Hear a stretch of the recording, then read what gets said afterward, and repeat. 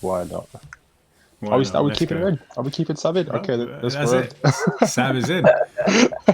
Here she is. Here What, she did is. you want to Okay, cut me so out? yeah, we'll kick you up, kick Yeah, you up for a minute. Okay, You do that. I suppose I got to do my intro here, right? So this is go for Sam. it. Welcome to the guest, Sam. Hi, everyone. Welcome to the podcast, Sam. Um, you are a client of mine. We've been working together since January, right? Is it Yep. January? Great. Do you remember what date in January? I think when I first met you, it was about 7th of Jan, and we started Okay. training on the 13th.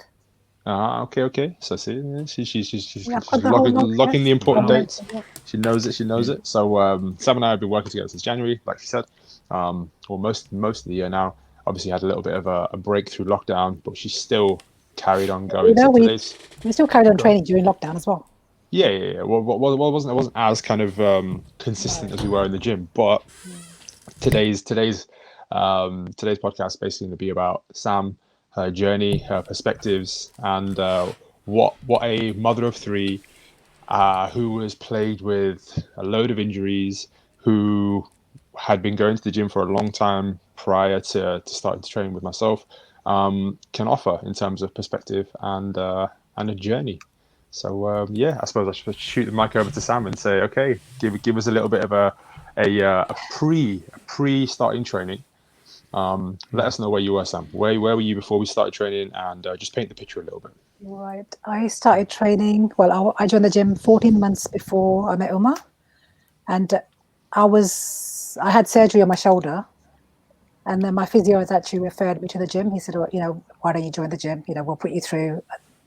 You get discounted rate or something, because it's through the hospital. I said, well, yeah. I said, but I want to go to the one Parklands because that's near me. And he said, well, we don't really refer people to Parklands, so you'll have to pay for that. So yeah, that's fine.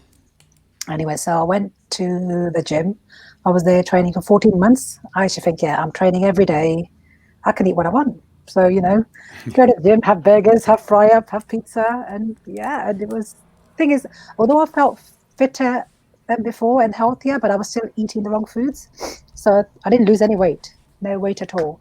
14 months in the gym, not a single pound. But I felt a lot more energetic. But going to the gym, it was a chore. It was like, yeah, I have to go. I have to do a minimum of 5 days or maximum 7 days. I've got to go to the gym. But I felt it was a chore. I didn't used to enjoy going. At first I did, but then it was like, yeah, I have to go to the gym. Yeah, tick, being Monday, Tuesday, Wednesday. Yeah, that's fine, tick. Then I go maybe Friday, Saturday. Yeah, it's done. But when I started training with him, at first I wouldn't say it was difficult. I think I adapted to it quite easily. Wouldn't you say that? I definitely would. I definitely would. Let's kind of let's stay on that bit prior to starting with me for a second, because you talked about you touched on there like it being a chore. What was the kind of mentality you had It was just before we started training? Go on. it was just yeah, like yeah, I'm a mum, I work. Yeah, I've got time, I've got half an hour, go in the gym. 40 minutes, half an hour in the gym, yeah, it's done. That's it, tick. I've done half an hour cardio, I never did no weights. I didn't touch the weight, didn't even look at the weights. It just used to be half an hour, 40 minutes of cardio, and that's it, out. So And that was it. it was more like a quick dash to the Yeah, gym, do a little yeah, bit, and get that's out. it. And that was. Do you think that you were kind of in your head? You were just kind of like you said, ticking the box, Yeah, not necessarily going any further or exploring anything out no, other than what you knew. no, You just tick the box, right? tick the box, that's it. And just for my reference, I've not actually asked you this before, but the people that referred you to the gym, was there any kind of follow up in terms of how you're doing at the gym, what you are doing at the Um, gym? Not really, no. He referred me to one of the trainers in the gym. So I saw him when I first joined the gym, and then I saw him 6 weeks later, and that was it. And then he just signed me off, and I just carried on. That's really And he interesting. just That's made really a good. list of for my shoulder. You should do 5 minutes of this, 5 minutes of this, and it wasn't like he didn't really show me what I had to do. It was just like, yeah, if you go in there for 5 minutes, go in there for 10 minutes, and that'll be okay. And Do if you you remember follow what this was on sheet, that list? Just for Mm. my reference. I'm being it super might curious still here. be at the gym. So when I go, I'll have a Show look. me. You Yeah. gotta find out. That would just be interesting. Just because not that I'm trying to gloat or trying to put anything all over this other trainer, but just to understand the reference of what is actually prescribed to somebody who had what you came into the gym with what the course of action was. You know what I mean? Whether it was something that you could actually do, stick to, understand, whether you've been given the time, or what kind of systems in place right now to deal with someone like yourself. I think what made me laugh was he gave me all the cardio exercises, but I had surgery on my shoulder, so it was nothing to do with strengthening my shoulder. So, you know, how was cardio going to help with strengthening my shoulder? Yeah, there's always there's. I mean, there's a it big makes problem sense with that now. message. Sorry, but it makes sense now. But at the time, I thought, you know, yeah, he's right, because I didn't know any different. So, so I suppose that's just the way we go, right? I mean, if you don't know any better at the time, you're always gonna follow the white coat example, right? That's Of right. somebody telling you what to do. Okay, cool. I'll just follow along with it. Yeah, That's so exactly. interesting. Don't you think that where somebody can just influence the next 14 months of your life by saying, these are the guidelines, go do them. It's just a simple conversation. And you think, okay, I've had shoulder surgery, so I best listen to this person, otherwise I'm going to be worse for wear. Exactly. So Yeah, it's the problem. Like the problem is that post-op care is budget, to say the least. Is like you need that plan of action to be like, you're going to do this, you're going to do this, you're going to do this, you're going to do this, and somebody to actually like make sense of why you're doing those things as well, because then you've got a hell of a lot more wherewithal to actually go ahead and achieve what you need to get back at the right place. But it just happens so much. It's like, here's a list of exercises, here, go do them. That's how it works though. Even in hospitals, you have physio, because the amount of, you know, for the last 17, 18 years, all I've been doing is backwards and forwards to the hospital, problem with my feet, my legs, my, you know, hip, everything is, I refer you to the physio. Every week, go to the physio. Yeah, you do this. They just give you a piece of paper and a band, right? You do this, and this, and you should be fine. That's piece of paper and The a amount of band. bands I had, I thought, you know what, bin them all. I've had enough of this.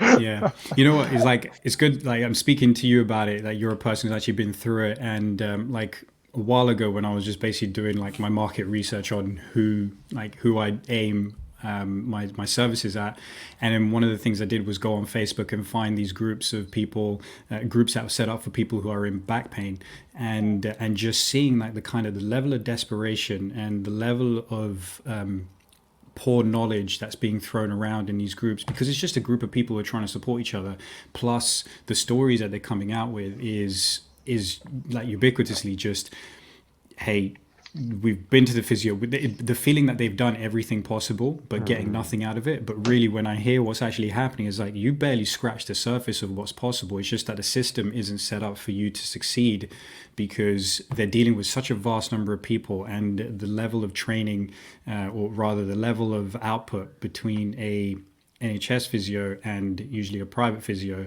is just wildly different.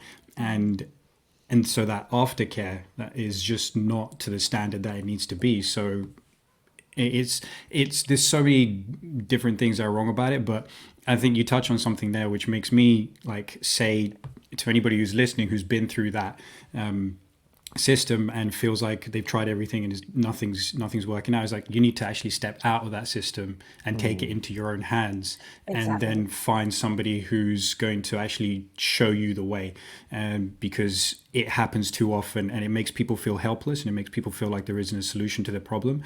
But there always is a solution to the problem. You just need to find the right people to be able to help you out, and just step out and take ownership of it.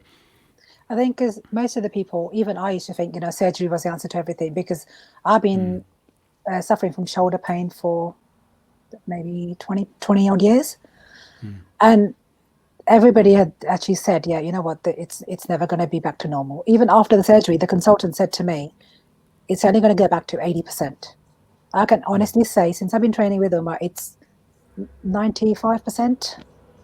I mean, I you know, it was like, getting dressed was a chore, you know. I had to have clothes made with zips, so I could, because my arm wouldn't go up. I could not pull my arm up. So it was, I always thought that, yeah, you know what, surgery is the answer. And I wish I'd met him earlier, then I wouldn't have had to have the surgery. Likewise, Sam, likewise. Because then I had the same problem with my hip. This is the reason why I went with him. I don't remember saying to him I was going to train with him when I first met him, because what happened was he approached me in the gym while I was on the cross trainer. This face just came in front of me. I was like, hi. Umar. I'm like, yeah. And I stopped, and he goes, no, don't stop, carry on. Okay, so I carried on, and this face was just in front of me, and I just had the wall, and this guy's face was right in front of me. I was like, "Yeah, I'm Umar, I'm a PT." I was like, "Okay, Anne, how would you feel about a free session with me?" I'm like, "Yeah, okay." And yeah, he goes, "Can you give me your number?" I'm thinking, I'm training. I'm giving my phone number to this random guy who I've never seen before. I'm like, "Yeah, okay." So while I was training, I just gave him my number, and off he went. And then I just got this text, "Yeah, we will, I'll see you at such and such time." Like, yeah, okay. And when we had the induction, I don't remember saying to him, "Yes, I'm going to train with you." And I don't remember him asking me if I was going to train with him. Do you remember that? I don't remember that. I No, remember just being like, okay, and without client trainer. 10, Yeah. 11 months later, and I'm still there. So I was Amazing. like, yeah, okay, but it was, I think, because I started seeing the benefits straight away. Because I thought, well, he'd showed me I'd seen his video on, was it BBC, Mm. on the news or something, about his journey. I thought, wow, if he can do it, I can do it. It's, Perfect. it's great. This is a person who's actually transformed himself. So it was like, I guess I just looked at him and I thought, yeah, you know what? Yeah, it is possible. Because, like I said, I never ever thought I was fat. Because I thought, you know what, I'm fine. The only time I used to think I was fat was when I used to go clothes shopping and nothing fitted. I was like, yeah, I'll just get a bigger size. Yeah, I like things baggier. It's fine.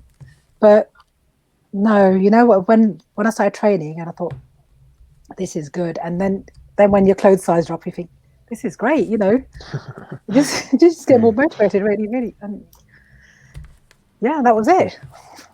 Amazing. That's go on, G. I was just gonna say inspiration right there, man. Honestly, you know what? He really Both of was. you, Yeah. you're both paying it forward. Like Umar with his transformation, now you with your transformation. It's amazing. I'm his walking billboard, by the way. Yeah, So he calls you a that's walking billboard. fantastic. But Yeah. it's true, right? It's true. I had a referral from one of Sam's closest friends, come to train with me, Amy, and we have to mention Amy on the podcast, right? I have to mention her definitely. The way that she Sam, you tell the story. You tell the story because you'll tell it better than I will. So during lockdown, my husband, he doesn't do gym, he doesn't do training, and he's not into any of this. And so during lockdown, I said to him, "Yo, you're working from home. You're at home all the while. You need to get out. So let's go for a walk. The weather's nice." So we started going for walks every evening. We'd go for a walk. First, we started half an hour, then 45 minutes, an hour. Anyway, so eventually every day he'd finish work at 3:30. So about 4 o'clock, we'd go for a walk for an hour. So one day we're walking, and Amy was driving back from work, and she'd seen me. I hadn't seen Amy for a while. She'd seen me. She just slammed her brakes on in the middle of the road. There's cars behind her. She just stopped and she looked, and she was like, "That's Sam." And next minute, the phone's ringing, and she's like, "Sam." I was like, "Yeah." She goes, "Wow." She goes, "You've lost so much weight." I'm like, "Thank you." I said, "Well, I did tell you I think it was back in end of Jan or beginning of Feb. I did say it because she was asking me at the gym, and I said, why don't you take training with her?" Umar, she goes, "Well, yeah, I'm going on holiday. I'll see when I come back." And you just like sort of forget about it. And then she was like, "Yeah, I think I will. I want this wow factor that Sam's got." I said, "What is this wow factor?" She goes, "When I saw you," and she goes, "I didn't recognize you." I think it's really nice when people, even the people that see you every day, when they start noticing the difference. Like, I go to work. I mean, I've been working with these people for years and years and years, and they see the when they started seeing the difference, that was really amazing. And my husband, he started seeing the difference. He was like, "Wow, you know what?" He goes, "You've done so well. I'm so proud of you." I'm like, "Really?" He goes, "Yeah." He goes, "I'm really proud of you. And every day, I feel like, Amazing. when he looks at me, I don't feel like his wife. I feel like I'm his girlfriend. It's like, "You've done so well. I'm so every day." He says this every day, and I think it's really nice. Yeah. I think that motivates me as well. It's like, you've stuck to this, and they would sit in front of me and they will eat all the rubbish. They will eat junk food. They'll have takeaways, and I'm happy cooking my food and just eating that. Speaking of cooking, this is a story. When I first started with Umar, he's telling me about food. Yeah. He goes, "Sam, I'll do you a diet plan." Okay, and. So he said, yeah, you should eat this, this, and this. And I looked at his face, and he's like, yeah. And I goes, you do know I can't cook. He goes, what? You can't cook? Right. He was like, no, I don't cook. And he was really shocked because I live with my in-laws, and my mother-in-law is a fantastic cook, and Right. she loves cooking. So I'm like, well, if she likes cooking, she can do it. She absolutely loves cooking, and she's always in the kitchen making something or another. I was like, well, I've never had to cook because Mum always does it. Wow. Yeah. And he was really shocked. He's like, well, I can Genuinely. cook. Yeah.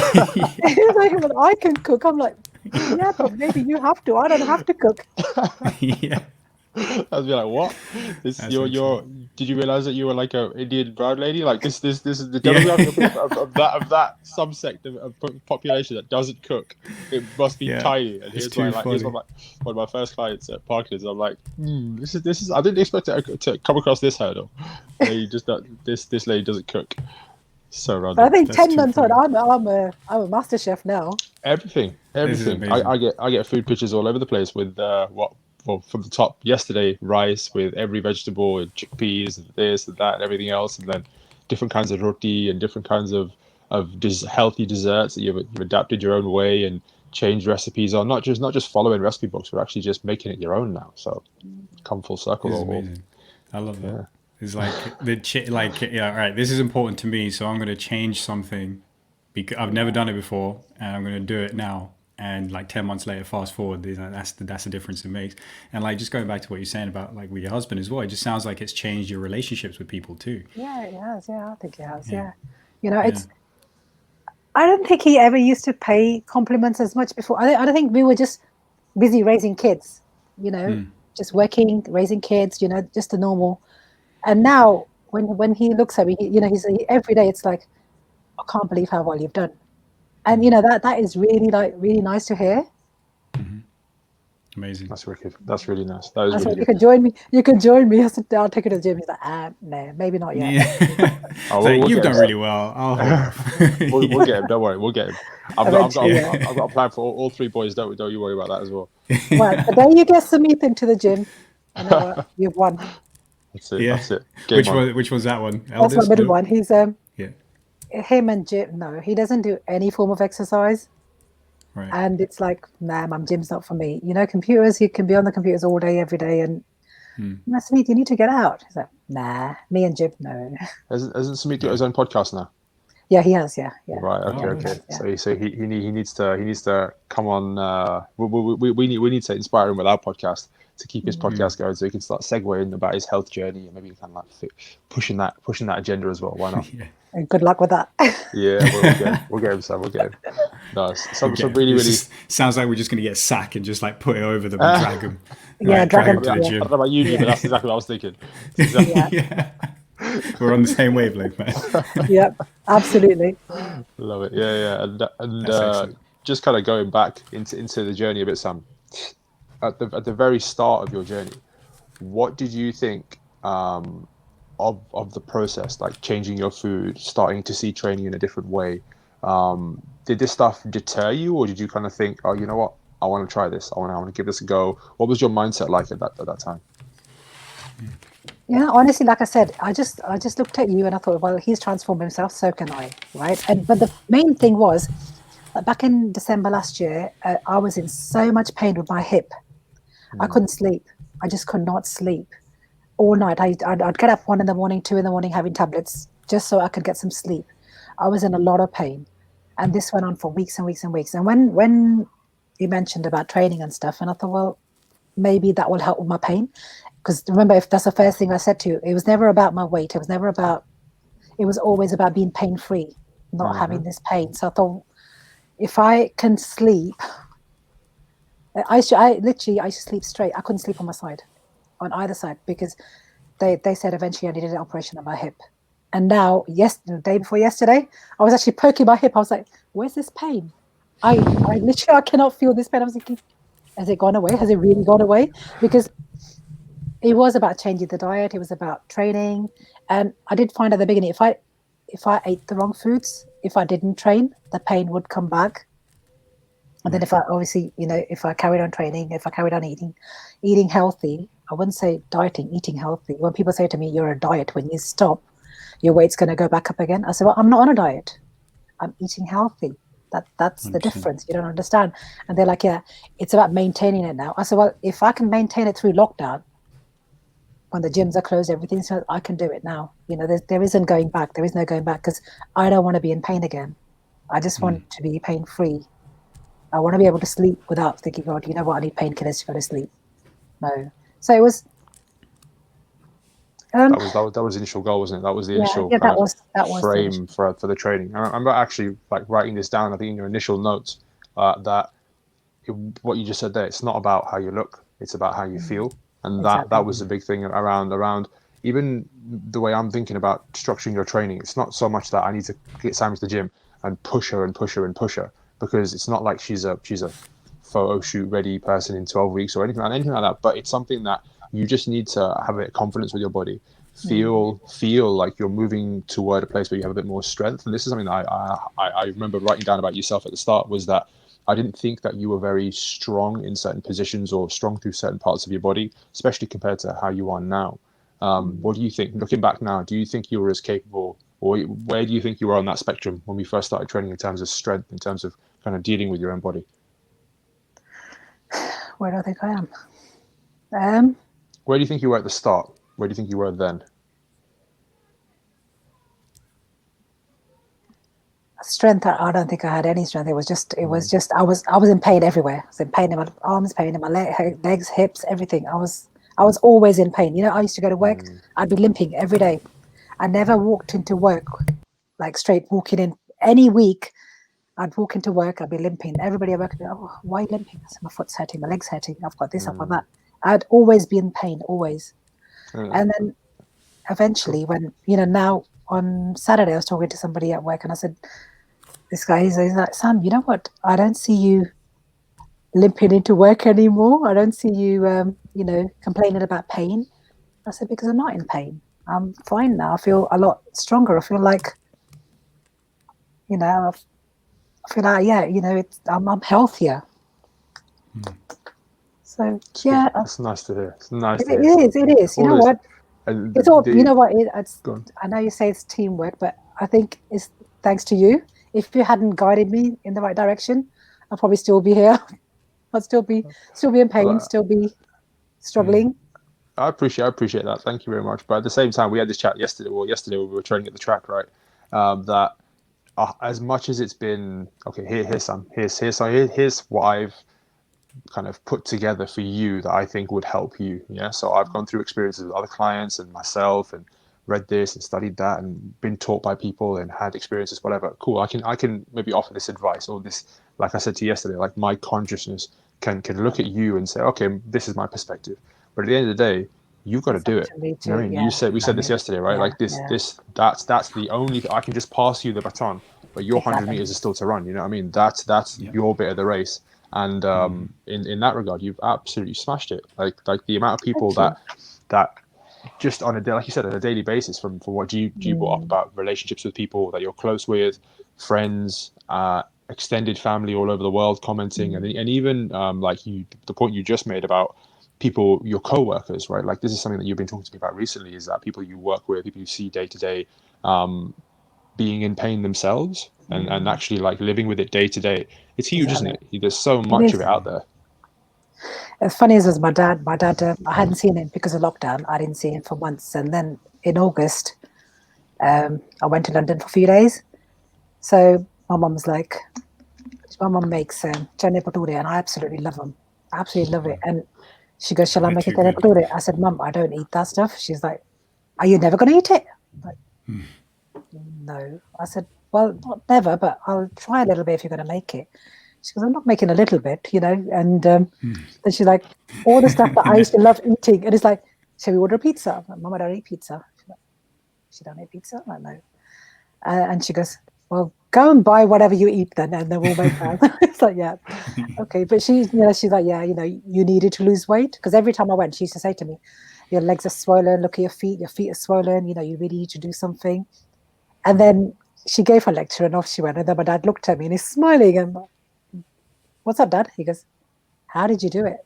I said, do what? He goes, this transformation? I'm like, Dad, it's called healthy eating training. And he's like, Acha. I'm like, yeah. Just the look on his face is amazing. He's like, how did you do it? I was like, That magic bullet. That's it. yeah. Just I stuck think to the plan. because I've always been big, but I didn't think I was big because I thought, well, you know what, this is me. This is, a mother of three. It's fine. I've had 3 kids, and I think this is what Asian women, they just think that, you've had your kid, you're married, you've had your kids, and that's it. It's fine. Your body is what it is. You've been through this, and this, and it's okay. It's okay to be big. It's okay but it's not okay. It's not okay. You know what? You've still got your life ahead of you, because I feel like now that my kids are grown up, I've got time for myself. I've got time to look after myself. I'm not doing school runs. I'm not doing activities after school. I'm not doing running around after the kids. It's time to look after yourself. But I think I've done it wrong. I should have done this 25 years ago. Because if you're not fit and well yourself, you can't really look after your family. Because even my kids used to say, they goes, "Oh, Mum, you're always ill. There's always something," because my immune system was weak, and there was always something wrong. Every week, "Oh, Mum's ill again." That's tough. And yeah, it is, because you constantly, because I felt I was constantly complaining about, "Oh, I've got a cold, I've got this, I've got asthma, I've got this," and it was like, yeah, Mum's ill again, yeah, and what's the big deal? It's nothing new.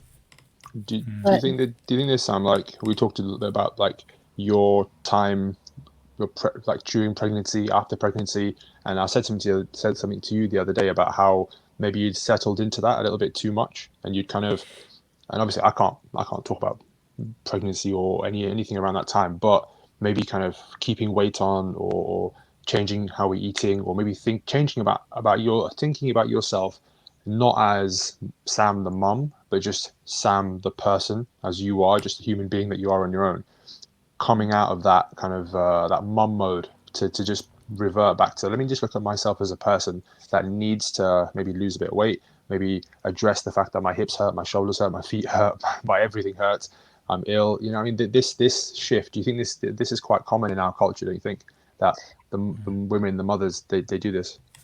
Yeah, that's just, they don't look after themselves. Women don't tend to look after themselves. It's always about the family. It's always about the daughter-in-law, the wife, the mum. It was never about yourself. So now I just think, if people started thinking about themselves, put themselves first, Yeah. as in, you look after your health, because I say that to all my family, and they say, their answer to that is, yeah, because your kids are growing up now, you can say this. I said, no, it's not that. I said, I wish I had done this 25 years ago. If I'd looked after myself from day one, I wouldn't have had to do all this. I could look after myself and my family. Yeah. And I said, I don't want to. Go on, Sam. I said, I don't want to be in the situation where I'm relying on somebody else to take care of me. Like when I had my surgery, for 9 weeks, my right arm was strapped. Sorry, 8 weeks, it was strapped 24/7. I used to have to wait for my husband to come back from work to help me with everything. I couldn't do nothing. I couldn't dress without anybody. I needed help with food, everything. I just couldn't do nothing myself because my arm was strapped in a sling for 8 weeks.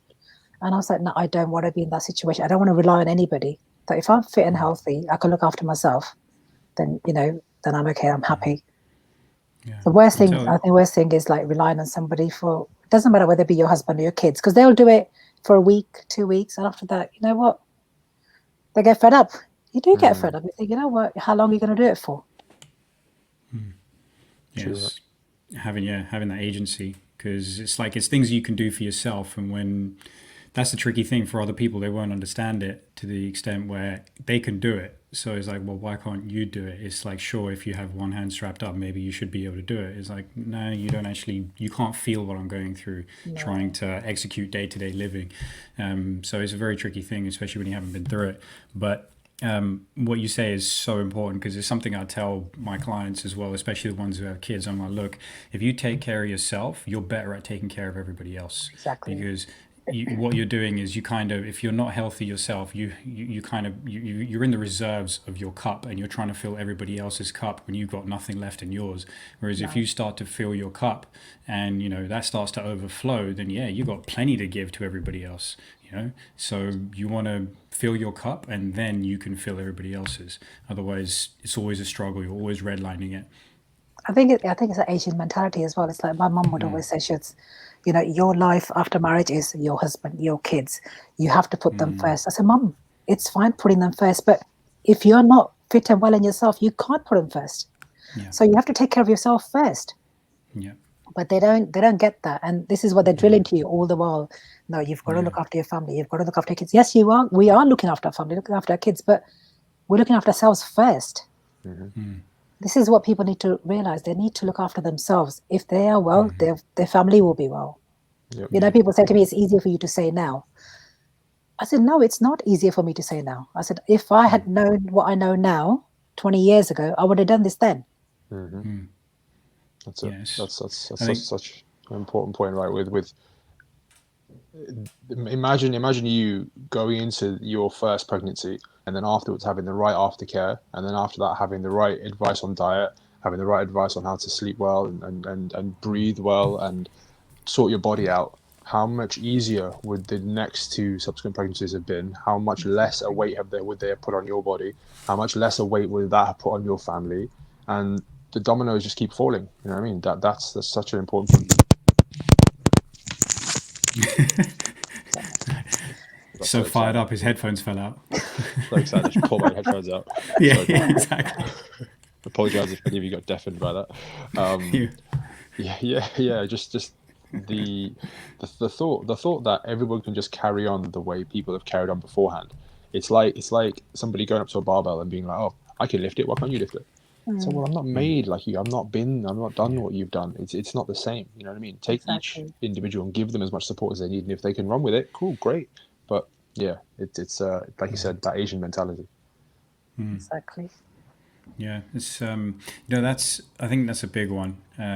Is breaking, because what you've done is kind of breaking the stereotype as well. It's like you're breaking a lot of like what culture, like the culture is kind of put on Asian women, especially of like your generation as well.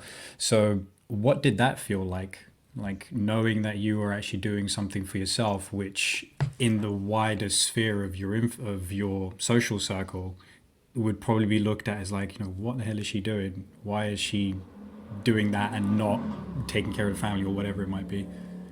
Do you know, I don't think it was, I think because of the timing and because of the lockdown, it was never like that.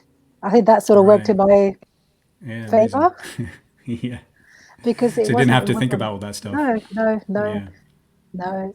I don't. I think my family is very supportive, and so even my mother-in-law, she was like, yeah, you know what, it's good you have to lose weight. It's good for you, because she could see how much pain I was in every day I was in pain, every day I was complaining about something or another.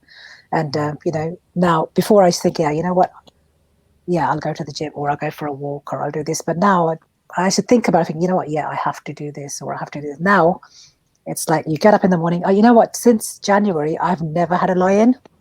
Like Sunday morning I would never get out of bed before 10:30, never ever. Yeah. Now 8 o'clock I'm training or I'm out for a walk. Doesn't matter what the amazing. weather is, right? And I'm Yeah. out of bed and like, that walk. You been for a walk? Yeah. Been training? Yeah. Okay. Because before everybody gets up, I've already been out and back again. So I just feel like I don't have to prove anything to anybody, but just to myself that I can do this. And then I constantly get people saying to me, right, you have achieved what you wanted to. What now? I'm like, what do you mean I've achieved what I wanted to? I said, there isn't any going back. This is the way forward. This is how I want to live. My husband, every now and again, he'll say to me, he goes, I really miss. I goes, what's that then? He goes, opening your drawers and finding Kit Kat and Mars bars and chocolate. He goes, no, there's nothing there. Yeah. He goes, but I don't eat them. He goes, well, I do. I said, yeah, but you shouldn't. They're not good for you. Yeah. Yeah, because that's why I don't buy them, because they're not good for you. He goes, I really miss that. And even at work, my friend used to say, she'd say, Sam, before you used to open your bag, there was always like chocolates, crisps, cakes coming out. Now there's apples, bananas, and oranges. She goes, what's going on? And for a while, they started following me as well. People at work, they would stop eating, they stopped eating sweets and chocolates, and Wow. they started eating healthy as well. But then I'm like, you know what?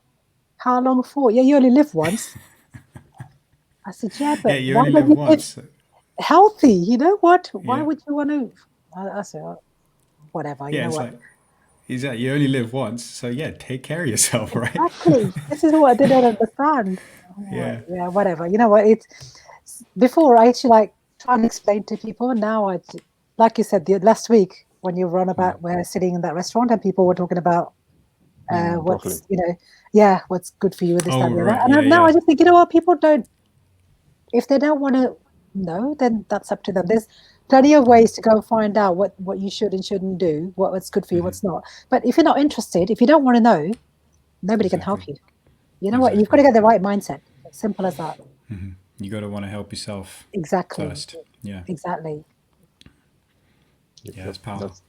That's really interesting, Sam. And then in terms of mindset, this is something that we talk about all the time. We talk about how you never fixated on the number on the scales. You never fixated on the look in the mirror. I mean, obviously that stuff starts to be like kind of a measure. Sometimes we look in the mirror and we see changes or whatever. But for you, it was all about how your body felt. And this kind of ties into the question I asked you earlier about strength and kind of feeling capable and having the actual, because I think what you've developed along the way in some ways is the strength to get up and walk, the strength to move out of pain, because there's maybe G can talk about the science behind it a little bit more, but having a structure in the body which is more stable then leads to less reliance on other joints and other structures to be affected, and that will eventually hopefully down regulate the nervous system, move you away from pain, which then allows you to take advantage of your musculature you are developing to move more and more and more. And like I had a really amazing moment at the gym, and they won't hit you as hard as it hit me, but it hit me super hard. Seeing you running on the treadmill was like, look at this hero right Yeah. now, just running, just like and when I first met you, Sam, I mean, like, seeing you on the cross trainer, yeah, it was seeing a person on a cross trainer who working out hard, but seeing you but training with you, going through the entire process with you, knowing how much pain you've been in, knowing how remedial sometimes the workouts have had to be, and then looking at the rest of my clients and kind of putting it across the board. You've come such a long way, like such a long way in terms of just I feel being it as well, though. stronger. Yeah, I yeah. feel like I've come a long way. You know, Such a short period of time. We were talking about yesterday, like kind of you were saying kind of, oh, it's been a year, but really a year is nothing. I mean, it's a couple of 100 days. I mean, that's in span of our whole lives, right? It's absolutely nothing. You've totally just Sarakush or dog, yeah. I mean, everything's just completely the other way around, right? I just think this is such a massive change. It makes me super Yeah. happy to see that. yeah, that's what people say. Because, well, why are you still training with your PT? Why? I said, what do you mean why? Yeah. Yeah, but you don't Why need to not? now. And I said, why not? I said, but the thing is, I said, I train and I know I'm not doing this right if I'm not guided. So I said, seeing him once or twice a week, if I'm doing something wrong, he'll tell me this is how you do it. I said, I need to know how to train properly. I said, I don't want to hurt myself. You know what I mean? You can do an exercise where you think you're doing it right, but you're not. I said, I feel that I'm not there yet where I can just train on my own and say, right, you know what, this is right. I feel confident doing this on my own. No, I said, well, I'm happy, just training once or twice a week with him, and then rest of the week I just plod along. Yeah, yeah. I mean, that's another thing to look at is that you told me the other day that I think we're done 50 sessions, 50, just over 50 sessions. 56, I think. Okay, okay. And that was across between January and now. And largely it's been like 1 to 2 a week, sometimes with long breaks in between, sometimes kind of in less than ideal situations like at the track where we have no equipment and we had to kind of adapt the workout based on yourself. And then having to make things fit within less than ideal situation, right? at the same time, you've managed to move forward so much, and I think that's 100% down to your attitude. Like just a can-do spirit, just to be like, yeah, I can do this. Yeah, I can do this. Yeah, I can do that. Do I you know can try what? this. I I can try think that. it's like I feel like I don't want to fail. I want to. I know. I guess I want you to be proud of me. I guess saying right, you know what? This is Sam. This is my client, and she's done so well. I just read, maybe make you proud of where I am. You know. 100%, 100%, and We have that's yeah. trained. You know what? We have trained in construction sites. Yeah, Yeah. Track. We've trained anywhere and everywhere. yeah, Amazing. 100%, Just yeah, 100%. it just goes to show it doesn't matter where you are, who you are, what your situation is. You can get the result you're looking Oh for. yeah, exactly. Mm-hmm. I mean, considering we had lockdown from March till August, Mm-hmm. end of July, whatever, and then again, but we still carried on. Like, you know what? Yeah, we'll do what we can. So carry on eating healthy. And I was such a Yeah, fussy eater at the beginning. It was like, Sam, you yeah, got to you eat were. this. No, I don't eat this. Yeah. It's like without even trying it. I don't have this sweet potato. Ew, who eats sweet potato? No, I don't. Now it's like every week. And blueberries. Yeah. Who eats blueberries? Now I've actually said to my father-in-law, I said, because he does allotments, I said, so Dad, will you grow blueberries? He's like, yeah. So he's ordered 3 different types of blueberries that he's going to plant, and he's got Amazing. sweet potato he's going to grow. I said, well, you grow potatoes. Why don't you grow Ledge. sweet potato? That's healthier. He's like, okay. So he's got that. So I was like, yeah, he's got own organic fruit and veg. Amazing. I love that. Yeah. Is that actually? Perfect. I think that'd be a cool thing to speak about as well. Is like that transition from not being somebody who cooked and ate completely different food to what you do now. What was that transition like for you to make that adjustment? Was it like because like the two ends of it is like, okay, it's really really difficult. I did it little by little, or I was like, you know what, I know how important this is. I'm all in. I'm going to do it. What was that It was transition just like for you? straight. I just said, right, you know what? I'm just going to go do it straight. There was no, because Omar said, because you can do it slowly. I said, no, there's no slowly about it. If I'm going to do it, I'm just going to do it now. That's it. So I've not had bread since January. No roti, no nothing. And I learned how to cook corn flour chapatis. Yep. So I mean, they're not the easiest things to make, but yeah, I've learned how to make those, and I make them with like all the veggies in and everything. So I'm like, yeah, I can do this. I was telling my dad, I said, Dad, when I come to London, I'll make those for you. And he's like, yeah, if your mum lets you in the kitchen. I said, that's okay. Come to Leicester. I'll cook for you in Leicester. Yeah. That's Brilliant. honestly that's how you've been from the start, Sam. I mean, I'm always very much aware around food, because training is where you kind of give yourself to me in terms of training. You say, okay, right, well, I don't know what I'm doing training wise. People are much more willing to let me steer the ship when it comes to training, right? But food, when we talked about it before, we talked about how it's an institution from such an earlier age, especially with our culture. Our culture is just food and culture are like the best mates, right? And especially with certain kinds of food, certain times of eating, celebrations. There's so many times where food is just like it's one. They're just together the whole time. So breaking that connection is difficult, at the best of times. But the easiest thing you did was just like you just abandoned it straight off the bat. And in that sense, it was easy to work with you in one sense, because you just said, look, whatever you tell me to do, I'll try and do it. And where you couldn't, or where you didn't know what to do, you found the solution. You worked around it. You found an alternative. You started cooking yourself. You took the ownership of it yourself, which is, as a trainer, it's like you can't ask for anything more. You know what I mean? And like to speak to that, actually, what I found out recently as well is that constraint of a non-negotiable contract you made with yourself. The room, it actually gives you more energy to focus on the things you need to execute for your goal. Because say you have a little bit of friction where you're like, okay, I want to do this thing, but this could happen, or that could happen, or this could happen. You're wasting time and resources and energy thinking about all these potential outcomes, and not actually executing the thing you need to do. And whereas if you, like you kind of done, is like non-negotiable, I'm just going to go in, I'm going to follow through with this. Because you set yourself that rule, it frees you up from worrying about all the other stuff, and change becomes easier. So you don't, and like physically as well, in your brain, it actually becomes easier for you to adapt to the changes that you're making, because you've got this rule where you're like, I've just got to do this.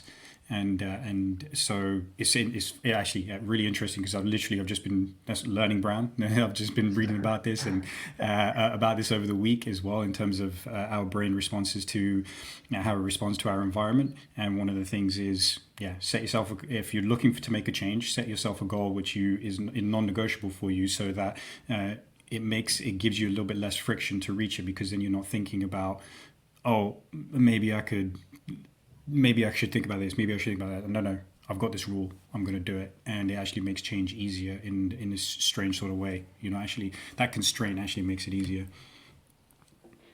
That makes a lot of sense. I definitely think you did that, Sam. There's been times when I've had to check in on you with food and be like, are you eating enough? Are you making sure you're having at least this amount on your plate or whatnot? But in terms of it being healthy, I never really worry that you're kind of going the wrong way, because I think in a way you've had so much damage done to you by foods that are pissing your body off or causing inflammation or making your joints hurt, that now you're just like, no, this is just genuinely not what I want to give to myself. What would you think of that?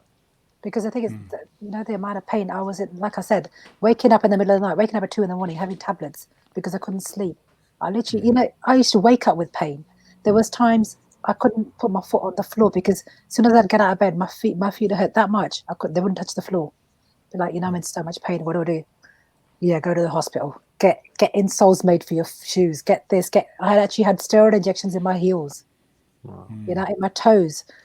And I'm like, no, I can't be doing with this. I just can't be doing with this. What kind of diagnosis did you get for all those kinds of ailments? Nothing. Nothing. Right. Nothing. It's just, they just say, oh, it's arthritis. I said, it's not arthritis. I know it's not arthritis. No, it's just, you got a calcium deposit in your shoulder. You got calcium deposit in your hip. That's all. I was like, I've never heard of calcium deposit in your hip. And they goes, yeah, you've got that. You've had a scan and that's what's showing up. Like, okay, that's fine. You know what? I'll deal with it. They just said I have painkillers. Like, I went to the doctors in August because for like 6 weeks, my foot was really numb. I was getting pins and needles in my toes. No pain, just pins and needles. And I still have it. So I went to the doctors. I said, well, I've got pins and needles on my toes. I don't know what's causing it, but it's like my whole foot's going numb. And that's not normal. And do you know what she said? She gave me painkillers, anti-inflammatories. I said, I'm not in pain. She said, no, you need to take these. I said, why do I need to take these? No, because they bring the inflammation down. I said, well, how do you know it's inflammation? I've got pins and needles in my toes. So she gave me all these tablets. I said, you know what? Forget it. I'm not having these tablets. It'll be fine. I just have to train my way out of this somehow. That's it. Yeah, And you can.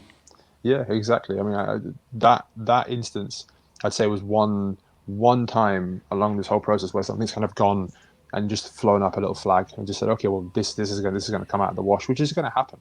I can't count the amount of times where I've gone through training or gone through just life in general where something just all of a sudden starts to malfunction a little bit, and that's just kind of par for the course. You're pushing your body, you're doing things that you haven't done before, and things are obviously going to come out in the wash in weird ways. But it almost shows the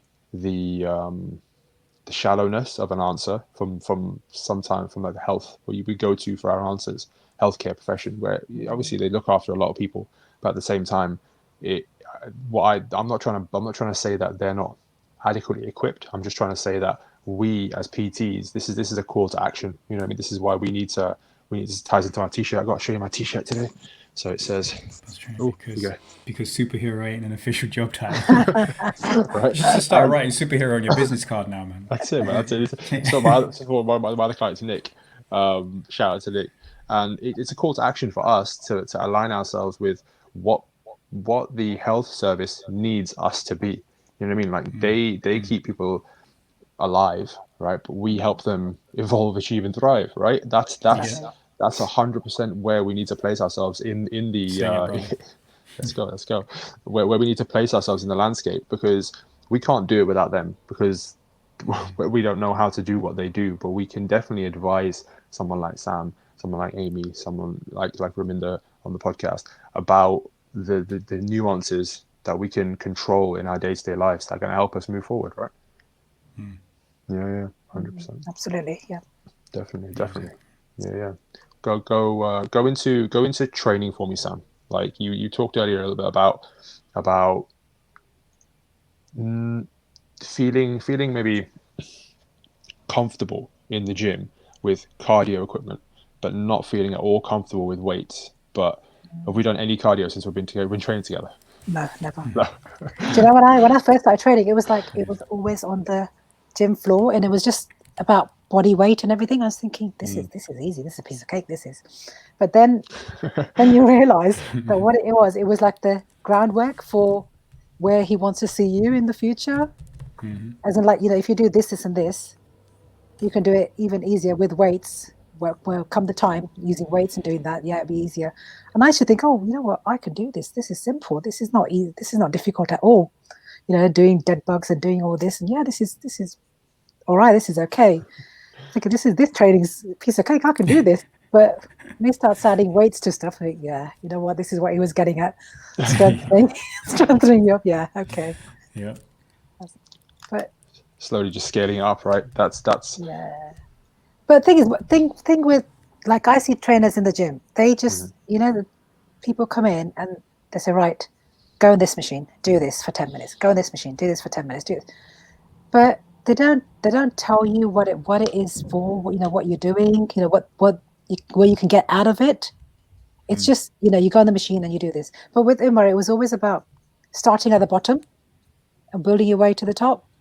And it's like, yeah, you know what, you've got to do this. You're doing this because it helps you with your core, it helps you with this, help you with that. So you know why you're doing this.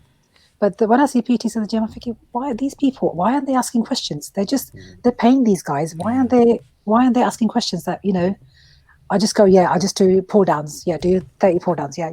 Or go on the treadmill for 20 minutes. But why?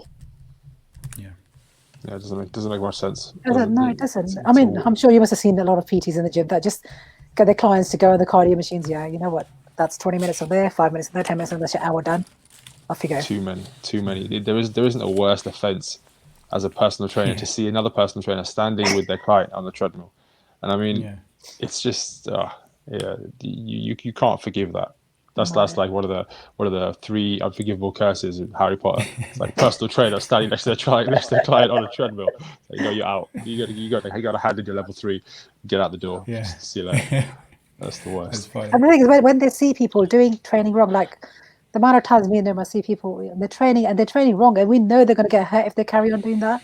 Yeah. Why do they do it? Why don't they, the people that work at the gym, why don't they say to them, you shouldn't be doing this? But Sam, this ties back into, like, so you joined the gym for a reason, right? You were in pain. You were referred from your surgeon, from your physiotherapist. But there's not a system in place to say, okay, this is member 3065, right? She is a case that's been referred to us from a hospital. She has this problem wrong with her. This is what we need to ask her about when she comes in. Maybe check in on her at week 2 and make sure that she's doing her exercises. If she has any issues, maybe how can we follow in with her? How can we help her? The institution just isn't there. You know what I mean? The people that run these places are, like, TJ said it when he was on the podcast. He said that the guy that was running a gym that we used to work at was a manager at River Island. It's like, okay, cool. Like, I'm sure you were good at managing stocks on T-shirts, but, like, these are human beings. These are human beings, like, with joints and nervous systems and, and dodgy sleeping patterns and relationships. And this is what you need to be qualified for. You know what I mean? Like, the people that are running these establishments, they ain't got a clue, and it's sad because really it's an easy profession to get into, right? I mean, like, how easy is it right now to go onto Indeed and apply for a gym trainer position or even an assistant manager and then slowly work your way up by hitting KPIs? It's like, this is not a business. This is a human being care facility. You know what I mean? This is how we need to see this. Don't stop looking at the bottom line. But the funny thing is that I know another thing that TJ said when he was on the podcast is, like, by looking at the person, the bottom line will look after itself. I mean, just don't make that the only thing, because by doing that, you void your attention toward the actual thing that's going to keep your business moving forward. The person, the member that's just walked in with a dodgy shoulder, have a bit more awareness around her, and she's never going to go. She's going to understand more about it. She's going to value it, which is what you're saying right now.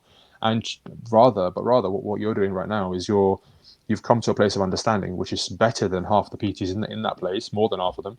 And you're now looking at the other people and thinking, wow, you guys are all doing this, you're spending money, and oh shit, like you're not going to move forward. You're going to get hurt in time.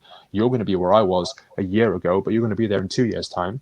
And the cycle just continues. And that's just one gym where we've got thousands across the country that some are doing it great, some are doing it amazing, but some are doing it very, very badly. You know what I mean? So this is unfortunately the state of play, but we can slowly work to change that. Yeah, that's right. Preach, brother. Keep bringing up the standards. Try it, right? Try it. Fight a good fight, and that kind of leads into you kind of touched on your name. Well, we'll go into the name in a second. We actually no, G, you go with the name. What's the learning been about this week? Learning, man, is just not stopping. It's not stopping. Yeah. It just keeps. It feels great. You know, it's like every time you learn something new, my brain just goes. And it just becomes a bigger sponge, so it just makes me ask more questions. I learn something, I'm like, okay, I've got 3 questions off the back of that. What does that mean?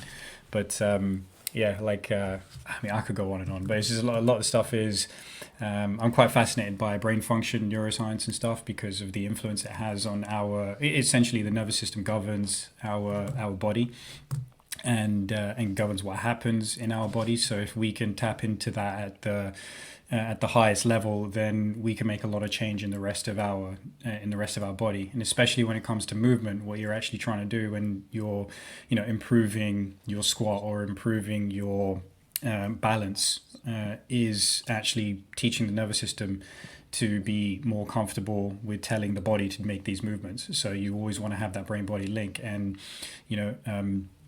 like Sam, you'll probably know this now as well, from like kind of being in the gym and just kind of like going at it but not having a focus, but now you focus, and how much of a difference that's made to how much control you have over your body. So in the space of like a short period of time of first few months of working with Umar versus the previous 14 months, how different your body feels, let alone looks. That is all about the focused attention that you place on getting good at a particular set of skills, which is the movements that you make for your body, and then building strength and function further and further and further on top of that. So the things I've been learning about is just very much about how the brain perceives your environment, how it shapes itself based on the things that you expose yourself to. And so if in our world, that means if you don't move very well, then your brain doesn't understand how to create good quality movement. And then you get shoulder pain, and you get knee pain, and you get hip pain, and all those kinds of things, like way further down the line. But then if you keep that circuitry alive, or if you retrain it so that you are waking it up again, then you don't have shoulder pain, you don't have hip pain, you don't have knee pain, all those things, all the kinds of elements that you were complaining about. So those are the kinds of things is keeps me jacked up. And then getting to the end of Prescript as well with Jordan Shallows, and so it's like week 16 has just gone by, but I've just finished the week 14 lecture. You're going to jump on week 15 lecture later on, and man, it's something I value highly, is to keep learning. It keeps me jacked up and keeps me performing well and just loving life. Love it. What do you think to that, Sam, in terms of learning, in terms of your level of knowledge around your body when you started to now? What would you say on that? What I say on that? I think you're never too old to learn, because honestly, I thought. Sam, someone said say that one more time. Say that one more time, please. You're never too old to learn. Never too old to learn. No, you're not. Because it's honestly, important for people to hear it coming from you as well, not just me and Umar. It is. You're never too old to learn. Honestly, I think women. I mean, even I used to think, I've done what I want to in my life. I've been married for so long. I've got kids. My kids are, older now. I'm fine. I don't need to learn anything. But no, you know what? There's more to life. You can, honestly, he's inspired me so much. Umar's inspired me so much. I actually want to learn to be a PT. I want to be a PT. I'm thinking, because you're actually changing people's lives. It's so inspiring. I mean, the amount of people that ask me, questions, and I look at them, I think, well, I'm not qualified to answer these questions for you, but they'll say to me, oh, there's somebody at work. Every morning I walk into work and they'll be like, Sam, मेरे लिए diet chart बना दे. For And I anybody said, listening who doesn't understand what was just said, that was like make me a diet double time, quick time, sort me and out. I look at him and I said, well, I said, I can't make you I'm not qualified to do a diet chart for you. I said, well, you need to stop eating the stuff you eat. Asian people, it's like fried food galore, it's every day they're having fried food, they're having all this sweet stuff. I said, you need to cut that rubbish that you're eating. But we don't eat that. I said, yes, you do. I said, what did you have for? There's a lady, she'll say to me every day, she'll say, Sam, you're not telling me. You're not telling me a secret. I said, what secret? There is no secret. I said, I've told everybody from day one, all I've done is train and eat healthy. That is all I've done. I've not done anything. I actually got accused of taking drugs, would you believe, for losing This is weight. incredible. Somebody This said is to amazing. me, I won't say who, somebody had said, that goes, right, this sounds better in Punjabi, so I'll explain English after. She goes, Yeah. ਇੰਨਾ ਭਾਰ ਦਵਾਈਆਂ ਖਾਦੇ ਬਿਨਾ ਨਹੀਂ ਘਟ ਸਕਦਾ ਇਹਨੇ ਕੋਈ ਗੋਲੀਆਂ ਖਾਧੀਆਂ ਆ which basically means you can't lose that much weight by Eating healthy. just training Yeah. and eating healthy. You must have had some form of drugs or something. Yeah. And I love the it was tone quite that comes with it. insulting, actually. It was at the Yeah. time. It was quite insulting, and I thought to myself, "Drugs? Seriously? Yeah. Why would?" It's mad. People are that far That's too removed, funny. so far Yeah. removed from what's Yeah, actually possible just by looking after your damn body. Like this is what a Exactly. healthy person looks like. It's not what a druggie Yeah. looks like, for God's sake. Like this is Honestly, and it was like But I was like it's what- shocked. I was actually shocked when I heard it. I was like, Yeah. and it was said to my face. It wasn't like somebody didn't say it behind my Yeah. back. It was actually said to my Brilliant. face. Even And better. I just nodded my head. I went, okay, fine. Yeah. But it goes to, like, we talked about, I think, last week, Umar, as well. Like, it goes to absconding your responsibility for what's possible as well. Because you see somebody who's at a level where the achievement looks like it's beyond reach and it's so high. And but then you break it down for someone, you're like, yeah, I trained and I ate healthy from day one. You're like, nah, that's a lie. Because you don't want to believe that what it takes is hard work. And you don't want to believe that what it takes is consistent effort. But that's it. If you want to know any secret to anything, is that consistent effort. Exactly. it's what you're seeing is compounding interest, right? She's just That's it. placing it in the bank every day, going, and this we talked about this, like this wow factor that Amy was like, she looks amazing, yeah, because she's not stopped for the last, at the time, 7 months, right? 7 months. It was just consistent, and now obviously not that you've stopped since then. You've carried on going, and where people might not see a visual change now, what you're doing is you're engineering a much deeper level connection with your hips, for instance, with your core. Like the strength in your core now is night and day difference. Watching you squat now and keeping your rib cage above your pelvis and doing it like a boss, it's just like this is so much so much a higher level of skill happening through the body that somebody will just look at you and be like, they wouldn't be able to decipher this, but only through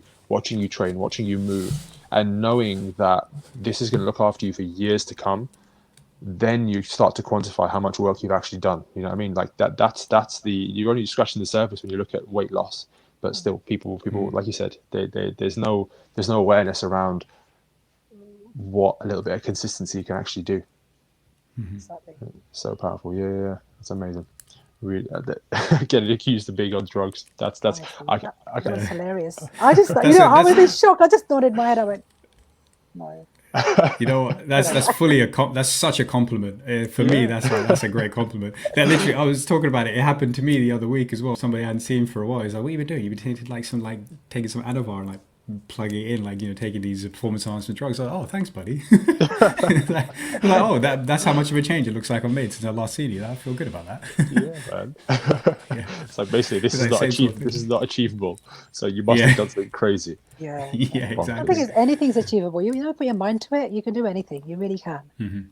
For somebody who can't cook and now thinks that she's a master chef, although I'm not a master chef, but yeah. The roti You're is a really master good. chef in your I've world. got to say that. Yeah, 100%. Yeah, that's what matters. Yeah, definitely. Go on, G. No, that's it. It's like you're a master chef of your own world. Oh, yeah. That's all that matters. And it's you're becoming a master of your own world in many ways. It's like master chef, like in the kitchen, like for your own health, for movement as well, so you feel confident. Like you're gonna get to, because you're gonna get to like 75, and you're gonna be able to squat, and you're Fingers crossed. still gonna. Yeah, you're still going to be able to, carry that strength over, and you're actually going to, you still like, for as long as you work with Umar, at least, you're definitely going to get stronger. I know that. So there's so much power in knowing that you will have that freedom of movement and that capability when you're older, when so many people around us, and I see it from like my parents and their peers, just people just breaking down, just it's not good. It's not a good place to be. And You know that like, Asian people have this thing. Sorry, like my mum, she's got rheumatoid arthritis, and she's been suffering for years. And my sister, she's in constant pain all the time. The amount of drugs she takes to go to sleep, it's not even funny. Wow. And now she's training a lot more. And my sister was always really skinny, and but now about 5 years ago, we went to India, and she was bigger than I was, and that's never happened. And because she was on so much medication because of the pain she was in, and now she's like up at 3 or 4 in the morning. She's at the gym at 5 in the morning every single day. She goes, I try to go at least 5 times a week, and she has a PT. She's always training, and she goes, I'm slowly coming off all these painkillers that I'm on, not taking as many as I was, because my mum, because she's got arthritis, it was like, oh yeah, it's hereditary. You're gonna get it. You're gonna get it. No, it's not. If you look after your body and look after your body, what you're eating and everything, you don't have to get what your mum's got. And it was always about, what, her mum's got it, that's why she's got it, her sister's got it. No, it's not that. It's how you look after your body. So I don't want to be in the situation that my mum's in right now, because my mum's in a lot of pain, and and their mum and dad, they're old, they're on their own. Well, actually, no, she's not that old, but she's, because of all the health issues that she's got, she's like, they're on their own, and they're like, I'm in a lot of pain, I'm on a lot of medication, always backwards and forwards to the hospital, the doctors. And I thought, I don't want to be in that state. When I get to her age, I don't want to be in that situation. So, you have to do something about it now. 100%. And you feel that's such a mainstay in our culture, where people they don't believe they can change. They don't believe because they just look to the previous generation. And I think this is a case that stems from the conversations that happen in our households. Oh, and yeah, they're so like, I remember picking up on this when I was really young. Like, everyone just talks about everyone. Like, it's so bad, right? Obviously, this is everyone knows this, right? I'm not kind of like pulling the curtain off the Asian world. Like, everyone knows that when you go to someone else's house, they're talking about these people. They're talking about those people. They're talking about their daughter, and they're talking about their son, and how he didn't do this, and how he got married, and then 6 months later he's divorced. It's like, can we just move the hell on? Like, can we? And that permeates through to our eating, to our health, to our doctors, relationship with our doctors, and how, I've got to have hip surgery, and I've got to have a knee surgery, and I've got to have this, and I've got to have that. It's so toxic, because it just pulls the next generation in, and the ones who aren't strong enough, like you are, to see, like, I'm half.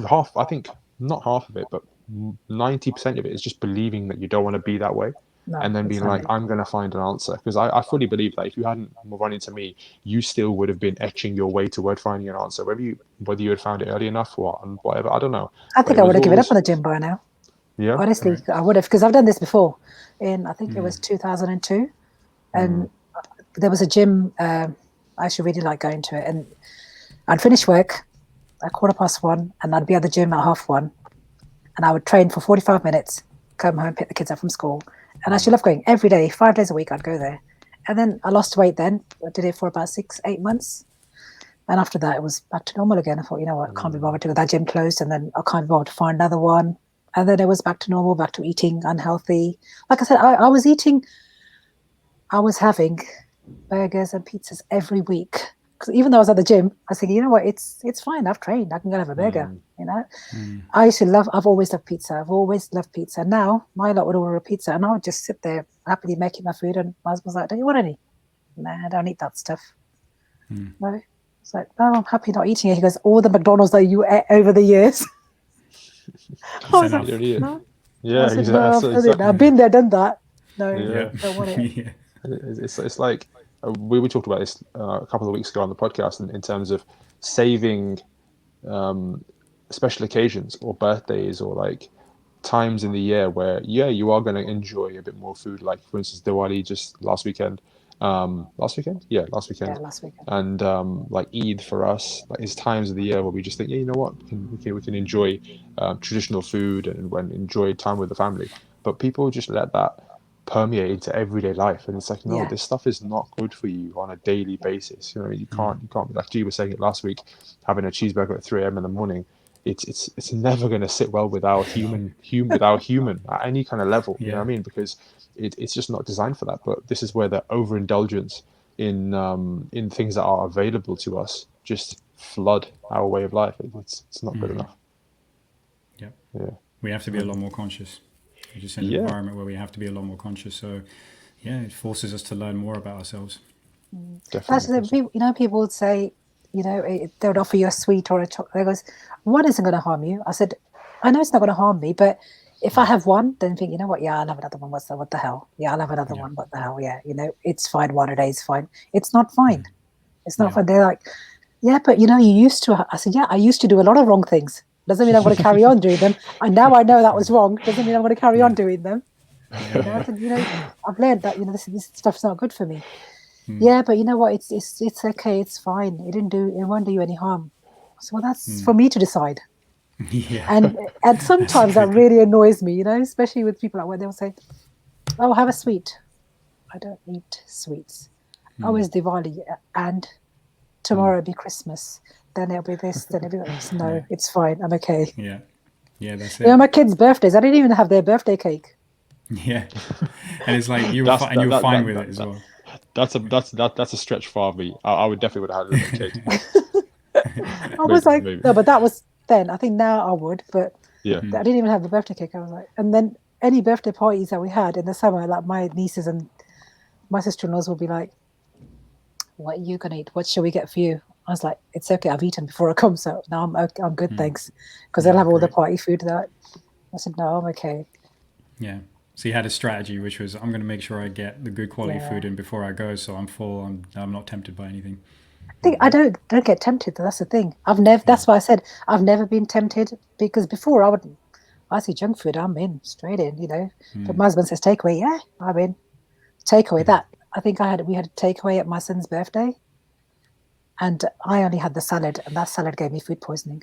I was so sick. I was so sick.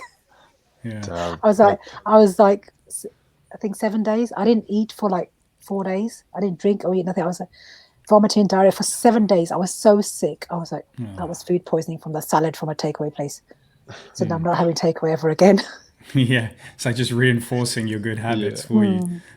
You're like, thank you, God, on some level. Yeah. Yeah. It's like, The little bit of temptation that might have crept in from those plastic containers.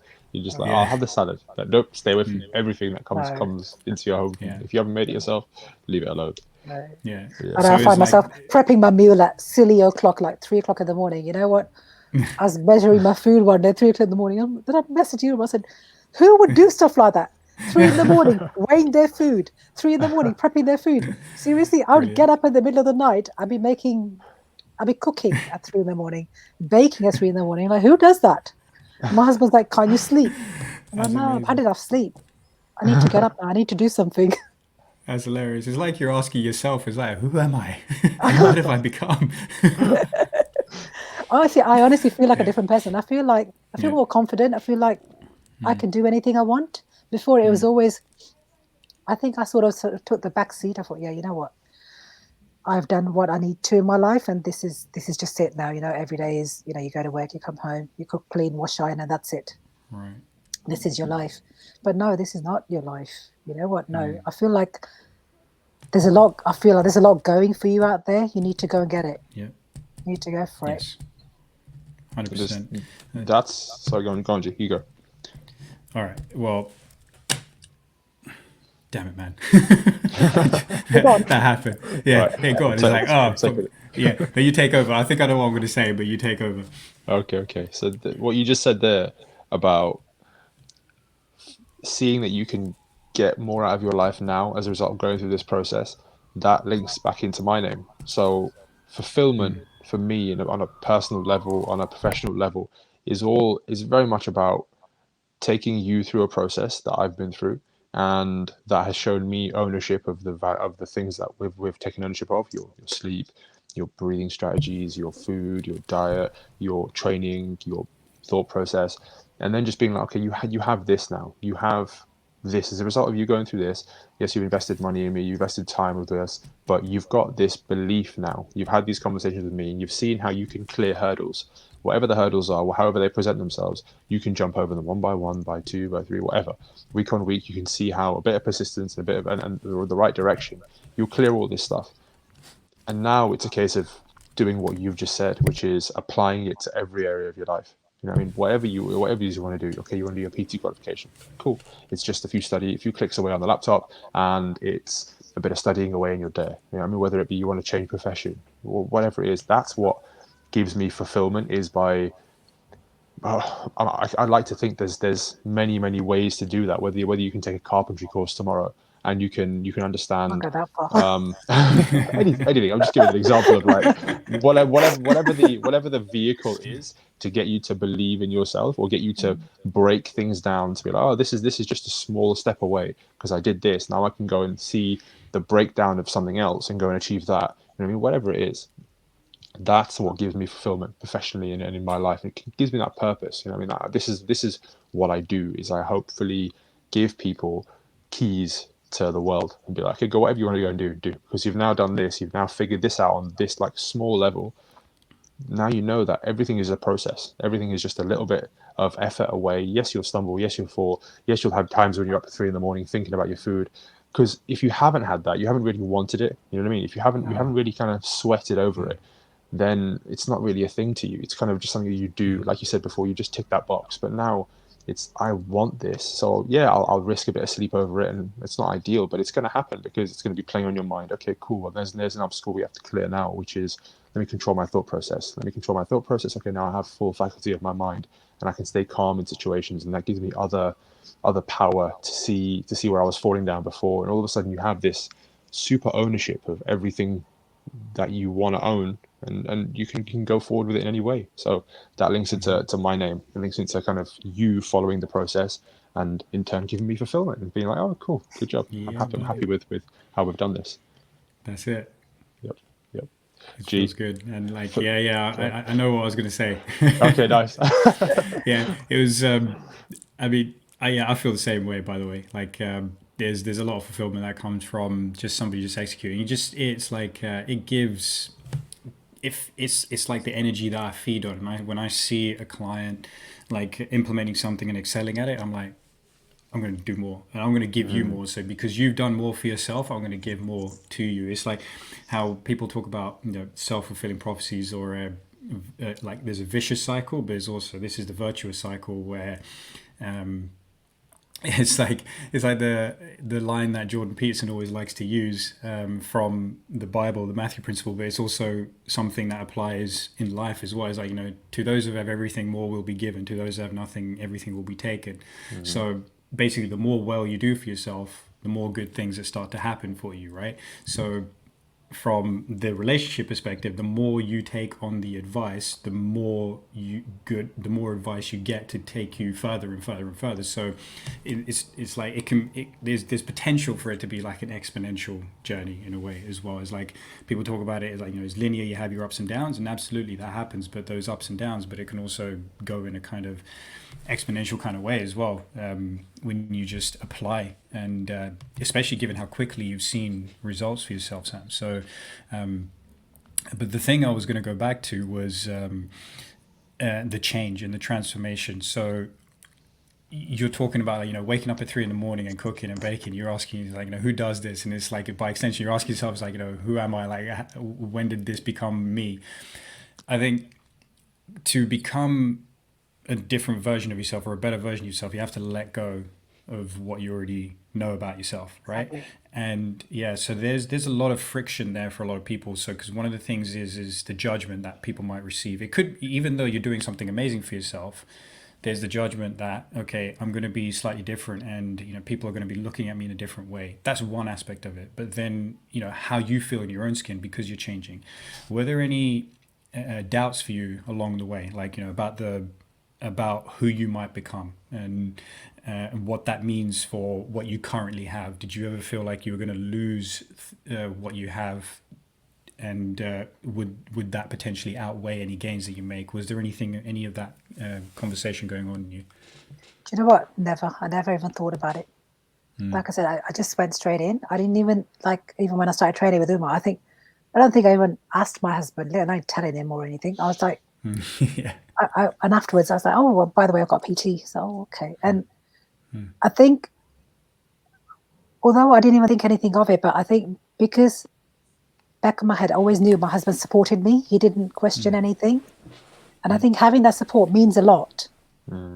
It does. It does mean a lot. I mean, they don't have to say it, but it's like, when somebody's constantly nagging, and and then it's really difficult for you. Then you think, what, do I want to do this when I've got the answer to this, this, and this? But knowing I've got my husband's backing 100%, I knew I didn't have to answer to anybody. I think that makes a huge difference. Like if you're not married, then having your parents backing or anybody in your family, one person, you just need one person that you can trust and the one that you can rely on. Think you've got their backing, and that's all you need. You don't. It's. Well, I don't know how I want to say this. It's not necessarily that they have to say or do anything for you. It's just that if you ever need it, they're there for you. Yeah. Just having that, I think, just having that assurance that they're there for you, that's enough. And because I knew my husband was there 100%. He used to always call me Moto and Tonton, and he had all these names for me. But and oh, you're a fatty, and I knew he was just joking. And I said to him, "Were you joking?" He goes, "Well, yeah, I was." I said, "Well, yeah, I know." But he goes, "But you've done so well." I said, "Yeah, but." He goes, "Oh, you've done it because I motivated you." I said, "How is that then?" He goes, "By calling you fatty all the while." I said, "Well, that's not motivation. That's bringing me down." And taking credit. It just has to get a little bit of credit. I know. I said, honestly, you know what? Credit does go to him, because if he said to me that, Asian people are like, "Why have you got a PT?" or "Why are you training with a guy?" It's it's just Asian mentality, isn't it? At the end of the day.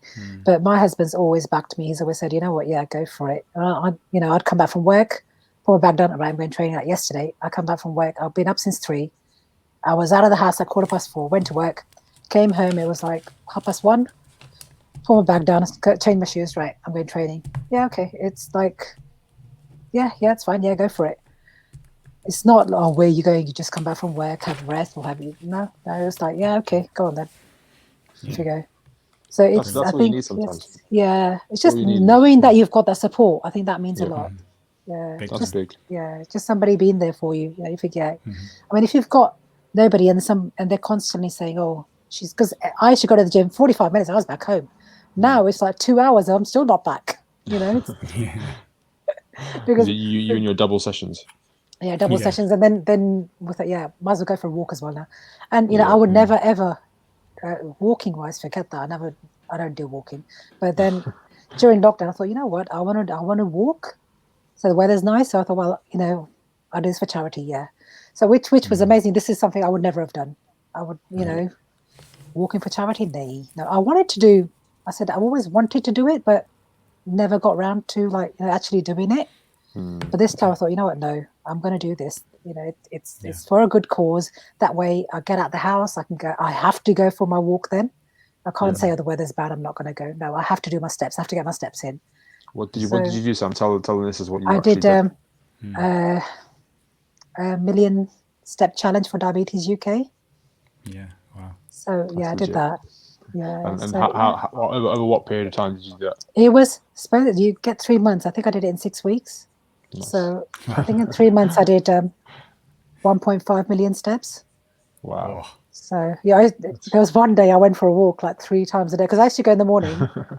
Yeah. And then I'd go in the afternoon when my husband finished work. And sometimes in the evening, if Amy would say to me, "Sam, do you want to go for a walk?" Yeah, I'll go for a walk. So one day I went, I think 3 times I went for a walk. I walked over 9 or 10 miles in one day. Nice. Well, you're crazy. Testing You're well, the weather's nice and it's daylight. Yeah, that's fine. It's great. Yeah. And for somebody who couldn't have taken a couple of steps out of bed without pain to do 9 miles or walk 1.5 million steps, That's That's an achievement, making yeah. up for lost time. Eh? Exactly. Yeah. Like I said, it's never too late to learn, is it? So you can start That's anytime. it. Exactly, and Big that's time. that kind of leads off into we talked about it a lot, but Asian mentality around just all ages. I mean, sometimes you see it at home. You've mentioned it was Samith you mentioned about kind of Yeah. going to the gym. What do you think could be done around Asian households and being healthier? Like if you were the prime minister of Asian households tomorrow, what would you, knowing what you know about I'd, our households, I'd right? shut Yeah. all the samosa shops down for starters. Yeah, God, Stop selling the oil in the shops. there you Oh, go. funny. My mother-in-law's so big on cooking. She loves cooking. I mean, I think last week, in 1 week, she was frying 3 days on the trot, constantly frying. Oh, Mum, this is not good for you. You should be eating this stuff. And she goes, and she'll look at me, but she's really good. Every morning, 8:30, she's out of the house. She goes for an hour walk every morning now. Be it rain, cold, doesn't matter. She goes for a walk with her friends. They go for an hour walk every single day. But she goes, this healthy eating thing they can't do. They can't not eat, the stuff that I said, it's not good for you. You shouldn't be having this stuff. Do you think it's kind of a over reliance on this stuff because it's it's the only thing that they know, or do you Yeah, think it's a kind of I think education thing? it's education thing, and they think, oh well, it's not done us any harm in the past. It's fine. That's a big one. That's a big one. But Yeah, then again, you look at it, you think, well, I wonder what the statistics are for like hip replacements and back replacement and back surgeries and knee replacements and whatever across exactly. our culture. And then you can like cross-reference that with, oh well, this food isn't exactly might not be doing you harm, but it's definitely doing you any favors either. Exactly. And is there ways of optimizing this so that we can actually go forward and enjoy it when it's time to enjoy it, but then the rest of the time actually eat well to provide the body with what it needs. Right? I don't think that there's enough dialogue around I this. think I think Asian people, they just need to be educated on this stuff, and they have to have an open mind about it. They have to want to know that they would listen to this and they say, and the time that you listen to it for 2 hours, yeah, it sounds good, yeah, it sounds fine. But as soon as it's switched off, back to normal again. It kind of comes back to what we were talking about. No, we weren't talking about it. So I listened to this on RX Radio.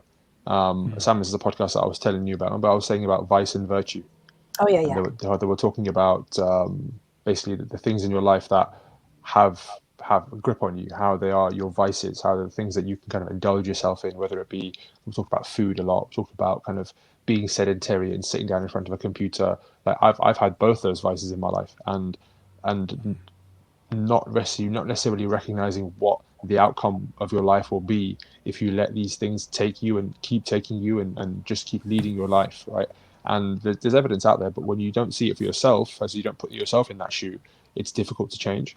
But then in that instance, when you're going towards your vice, you have an opportunity to choose between that or choose between vice and virtue. And virtue basically is the things that you have in your life that are like patience and dedication towards something you can't quite see right now, but you know is going to be good for you in time. Right? I mean, everyone knows healthy eating is good for you. You can't see it when you eat a salmon and some salad. You don't see it on your body, but you know it's like it's money in the bank, right? It's interest that we can't reap right now, but when you're 85, that stuff's going to pay a lot more back to you than sitting down in your butt all day long and eating any more rubbish, right? So it's just a choice that it's constant through the day, isn't it? It's like you can definitely say on this, anybody can, right? Like these things come knocking all the time, and unless you're like Sam, where there's not much temptation there, cool. But a lot of people will have this constant kind of fight between, oh, I want to eat healthy, I want to eat this, I want to eat that, I want to eat whatever. But you've got to just continually make a conscious decision to move yourself this way, and then it becomes easier and easier, right? It's always like, oh yeah, we'll start from tomorrow or I'll start from the day after. But that day never comes. You have to start from now. You have to start here and now. It's not about starting today, tomorrow. It's if you want to do it, you got to do it now. Like I said to him, when he said to me about this diet, I said, well, okay, if I've got to have this and this, fine. I'll stop eating bread. I'll stop eating flour. I'll stop eating this. Yeah, that's fine. I'll do that. But what can I eat instead? There was always have to find the option. What can I eat instead? I think that was a bit difficult because I'm just a simple person. I eat simple food. right?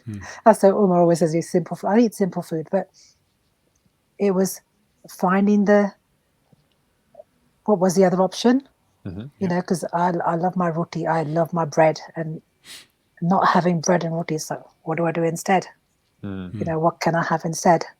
It's like now I have my cereal in the morning, and it's like 3:30 in the morning. I'm having my cereal in cold milk. I'm like, it's too cold in the winter to have this. What can I have instead? Like porridge. I don't do porridge. I've never had it. I just don't like the look of it. I just don't eat food because I don't like the look of it. But actually, I don't eat salmon, but I've never even tried it. But I've actually gone and bought some salmon now. So I said to my husband, I said, one day I will attempt to make it. Yeah. Well, you're never gonna know until you try, right? Yeah, It's just exactly. that's where you've got to have back lessons of your own path and be like, I think okay, well, I didn't know what would happen if I tried training, but I've tried it and look, it's been pretty good, I think. So yeah, it's try like that out. broccoli. I mean, who eats broccoli? Now I have broccoli every single day. I'm like, yeah, it's nice, you know.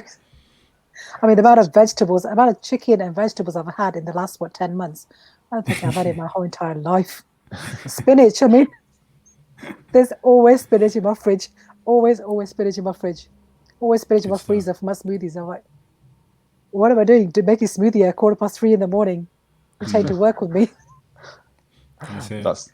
It's a total That's change. life. It's a total change from where you were before. And obviously, a lot of people listening to this will be like, well, I wouldn't do that. It's like, well, you don't need to do that because for someone like yourself, Sam, you were ready to jump in to the pool and be like, I want to do this whole hog. I want to see what this is fully about. And I'd say at the start, our training was so soft and so slow that the main driver for your change was moving you out of pain. And that, for me, with you, had to be done from a inflammation standpoint, from dealing with maybe how your gut was digesting food, giving it the right things at the start. And that's what initially made you feel, oh, okay, maybe I can sit cross-legged without any pain in my hips. And I remember the first time you sat cross-legged and was like, oh, I'm sitting cross-legged and this doesn't hurt me anymore. You know what I mean? That we'd done a little bit of training toward that, but it was only a couple of weeks in where you'd adjusted your diet. And again, credit to yourself for just going at it hammer and tongs.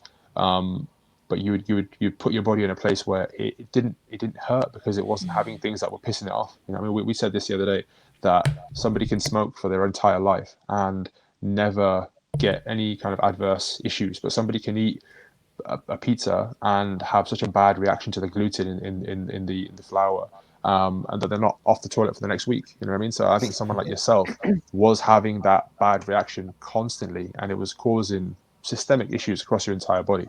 So changing that at the very start was a big thing. But back to my initial point, people listening to this right now, it might not even be that drastic for you. It might just be a small adjustment in the amount of calories you're having versus the foods you're actually having. Maybe kind of not overeating would be the answer for you. You know what I mean? So it's really a case by case thing. And in your example, it's changed so much. Yeah. And sitting cross-legged, I used to go to the Gurdwara and I could not sit because we have to sit cross-legged at the Gurdwara. I always used to find a wall so I can lean against the wall and sit.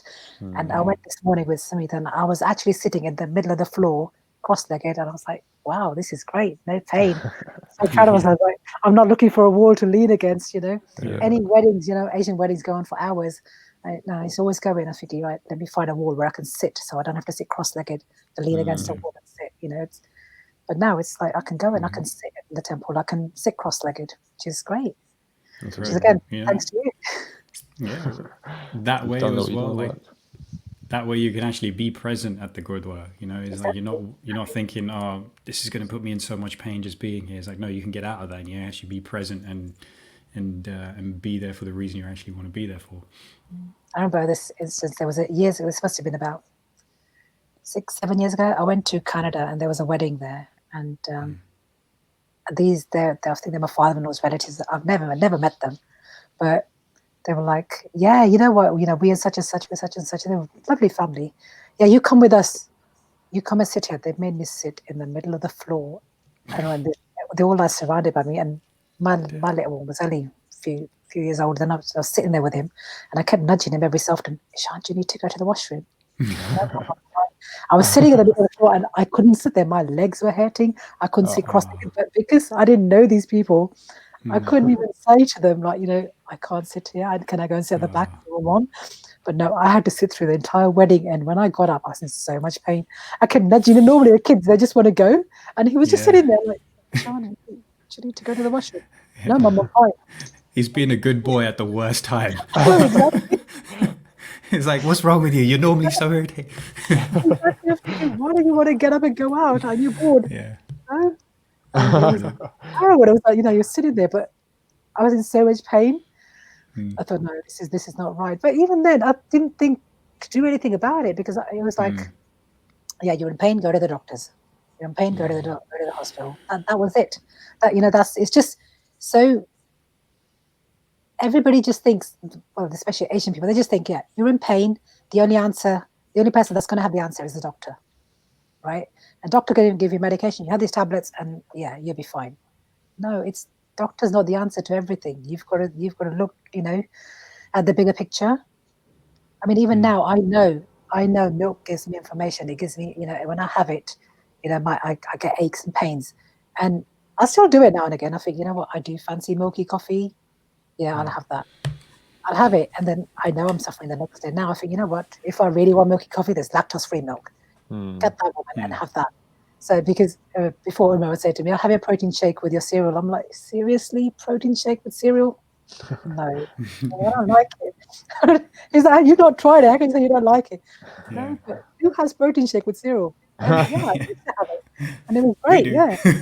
Yeah, so do I.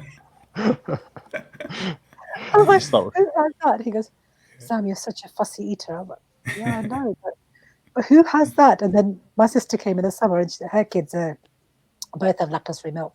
She's like, oh, can you get me some lactose-free milk? I'm like, what's that? I said, never even heard of it. And she was like, they can't have normal milk, so they have this. I'm like, oh, this stuff is good. Yeah, I'll have this. Yeah, this will do. I'm not always going to have protein shake in my cereal. I'll have lactose-free milk. It's fine. It's alternatives. There's always alternatives out there. Yeah, exactly. Yeah. That's it. Yeah, and his alternatives like rice noodles, chickpea. I'm like, chickpea pasta. Who eats chickpea pasta? And the things that he used to tell me. I used to go to the shops, and I said, my groceries used to cost me this much, and now it's like more than double my bill. My husband actually took the credit card off me. Right. I said to him, because he was moaning about the credit card bill, and I was like, here's your credit card. I don't want it.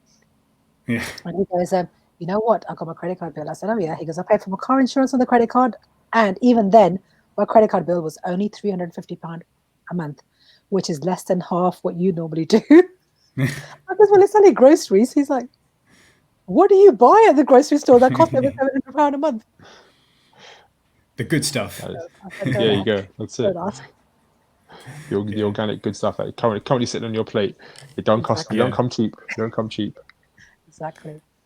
Oh man, how do you, in your mind, how is temptation not a thing for you? Like, how have you made it so it's not a thing for you that bothers you? It just never has, because I knew I wanted to make that change.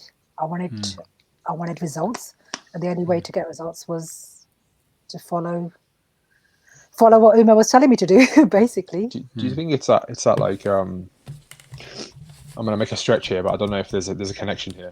So, being an Indian mom who is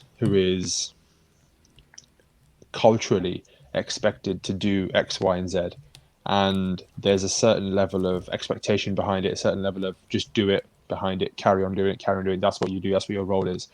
Do you think that you've kind of directed that persistence towards your diet and towards seeing things like black and white and being like, this is good, this is bad, which is I think what we do quite a lot. Do you think there's a connection there? Yeah, maybe. I think it is like just black and white. It's like, I have this, and these are the consequences, and I have that, and this is the results I'm going to get. So you know what, this is the way to go. And that's it. I don't look back. Nice. Yeah. That's an interesting way of doing things. Not something that everyone does, but at the same time, that's what makes this job so interesting, is because you have to try and traverse so many different kind of people. But it's success stories like yours that I think go quite far, and that's something that you've had right all over the world, back from India, back from Canada. Honestly, I've had messages from people that like dad's cousins' kids, and they're like randomly messaging me on Facebook saying, "Wow, you've done so well. What's the secret?" What's the secret? And last week I was at work, and there was this young kid, and he's just a temp, and he's studying to be a PT. He says to me, he said, "How old are you, Sam?" I said, "Well, how old do I look?" He goes, "Oh, no, about 30. I was like, "Really?" I was like, "Wow." And his mum works there. I said, "Juliet, your son just gave me the best compliment ever." She goes, "What's that?" I said, "He thought I was 30 years old." She's like, "Well, he never says that to me." I said, "Yeah, because you're his mum and I'm not." I was like, "I wish I was 30. I said, "No, I'm not 30. So I have a 26-year-old son." He's like, "Really?" Yeah, I do. Amazing. Yeah, I think that's really nice. Like, I've had people stop me in the street, which is really nice. Like random people I don't even know. You see them, but you don't know them. And one day I just come out of my house, and this lady across the road says, "Excuse me, hello, hello. You talking to me?" She's like, "Yeah." She goes, "You've done so well." I was like, "Oh, what have I done?" Weight. Like, "Oh, thank you." Wow. And people at the school, the parent mums at the school because my little one goes high school now, I don't have to take him to school. But I see the mums walking past sometimes. They'd be like, "My God, Sam, you've done so well." I said, "You know what? I have." Before I used to get That's embarrassed. right. I said, "No, I have done really well because I have Exactly. worked hard for this." It's I wouldn't say it's been difficult. It's never been. I don't think it was difficult at all. I just think it's you just got to follow the path. If this is where you want to go, you just got to follow that path, and that's it. And it was never difficult. It was time consuming because it meant I couldn't eat what everybody else was eating, and I had to cook for myself, and I had to go shopping. I had to make sure I had all my food. I had to make sure everything was there for me. And and people would say to me, "Oh, because your kids are older now, you can do this." I said, "Why?" Because I said, when the kids are younger, they will eat what you eat. They'll eat what you cook. When your kids are older, they want to eat what they want to eat. I can't make them eat healthy food because if they don't want it, they're not going to have it. So there's 7 people in our house, and no 2 people have the same meal. Right. Everybody has to have a different meal. Wow. So we're cooking for all these people anyway. So, but What's my an kids are extra growing up on now, top? so the older can cook for themselves, which is not too bad. Yeah. That's it. It leaves you to kind of follow the plan that we initially laid out. And I think that looking back, that plan was very much around just moving you out of pain. Just like kind of, it wasn't. I don't think it was a severe plan. Again, like I said, I didn't want to steer you down the route of changing everything too soon. I was like, okay, let's just make this gradual. Whereas I think your inner pain was like, no, you don't understand. Like, this hurts. Like, I need to change right now. I need to move myself away from this lifestyle as quickly as possible. And if you're telling me you can do this, and if you're showing me that I can change as much as you've changed, then let's just do it. Let's just crack on with it and kind of do it as fast as possible. And it just speaks to what you've done here. But people need to listen. People need to keep a focus on that, and almost just decide and be like, where do I want to fall? Do I want to continue down this path and have a little bit of what I'm having right now? And often I don't think that's the way. People have got enough understanding of what this gets you. It's like, just don't worry about having this for a little bit of time. Just go and explore what different stuff you can get in your life, because you can always come back to this. You can always come back to sitting in front of the computer and enjoying takeaways and whatever. That's not going to go anywhere. It's not going to tomorrow. So you're going to wake up and there'll be only vegetables to eat the rest of your life. It's like, just relax about it, but go and explore the other avenues that are out there, because you never know what your body could actually feel. And it's weird to think that we can outwardly have an agenda that affects things inwardly, if that makes sense. Like, we have this system that's behind the wall that almost wants us to make the right choices, and is kind of crying out to, like, oh, just get that green thing. Like, I want that green one. Like, you keep having that big greasy burger over there, but just put a bit of that in me, because I really need that. I would give you so much more if you just give me a bit of that. But that communication isn't always heard. You know what I mean? So people want results, but they don't want to do anything for it. I mean, the amount of people that will come up to me and say, "I want to do what you've done. I want these results." I said, "Yeah, you want, but you're not going to do anything about it." And there's a guy I see in the park walking every day who'll say, "You know what? you've done so well. And he's like a friend of the family. I'm like, oh, thank you. He goes, oh, tell me what to. I said, first thing you need to do is you need to stop drinking, Mm. right? Yeah. He said, well, that can't happen. I said, well, then you know what? There's no hope for you. Yeah, exactly. He goes, no, send me your diet chart. I said, what's that going to do? Mm. Oh, I will eat healthy. I said, you eat healthy and then you drink every night. What's that going to do? Yeah.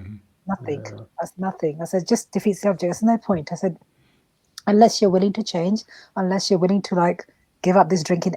Drinking every day, it can't be good for you anyway. I said, it's not going to work. It's just not going to work.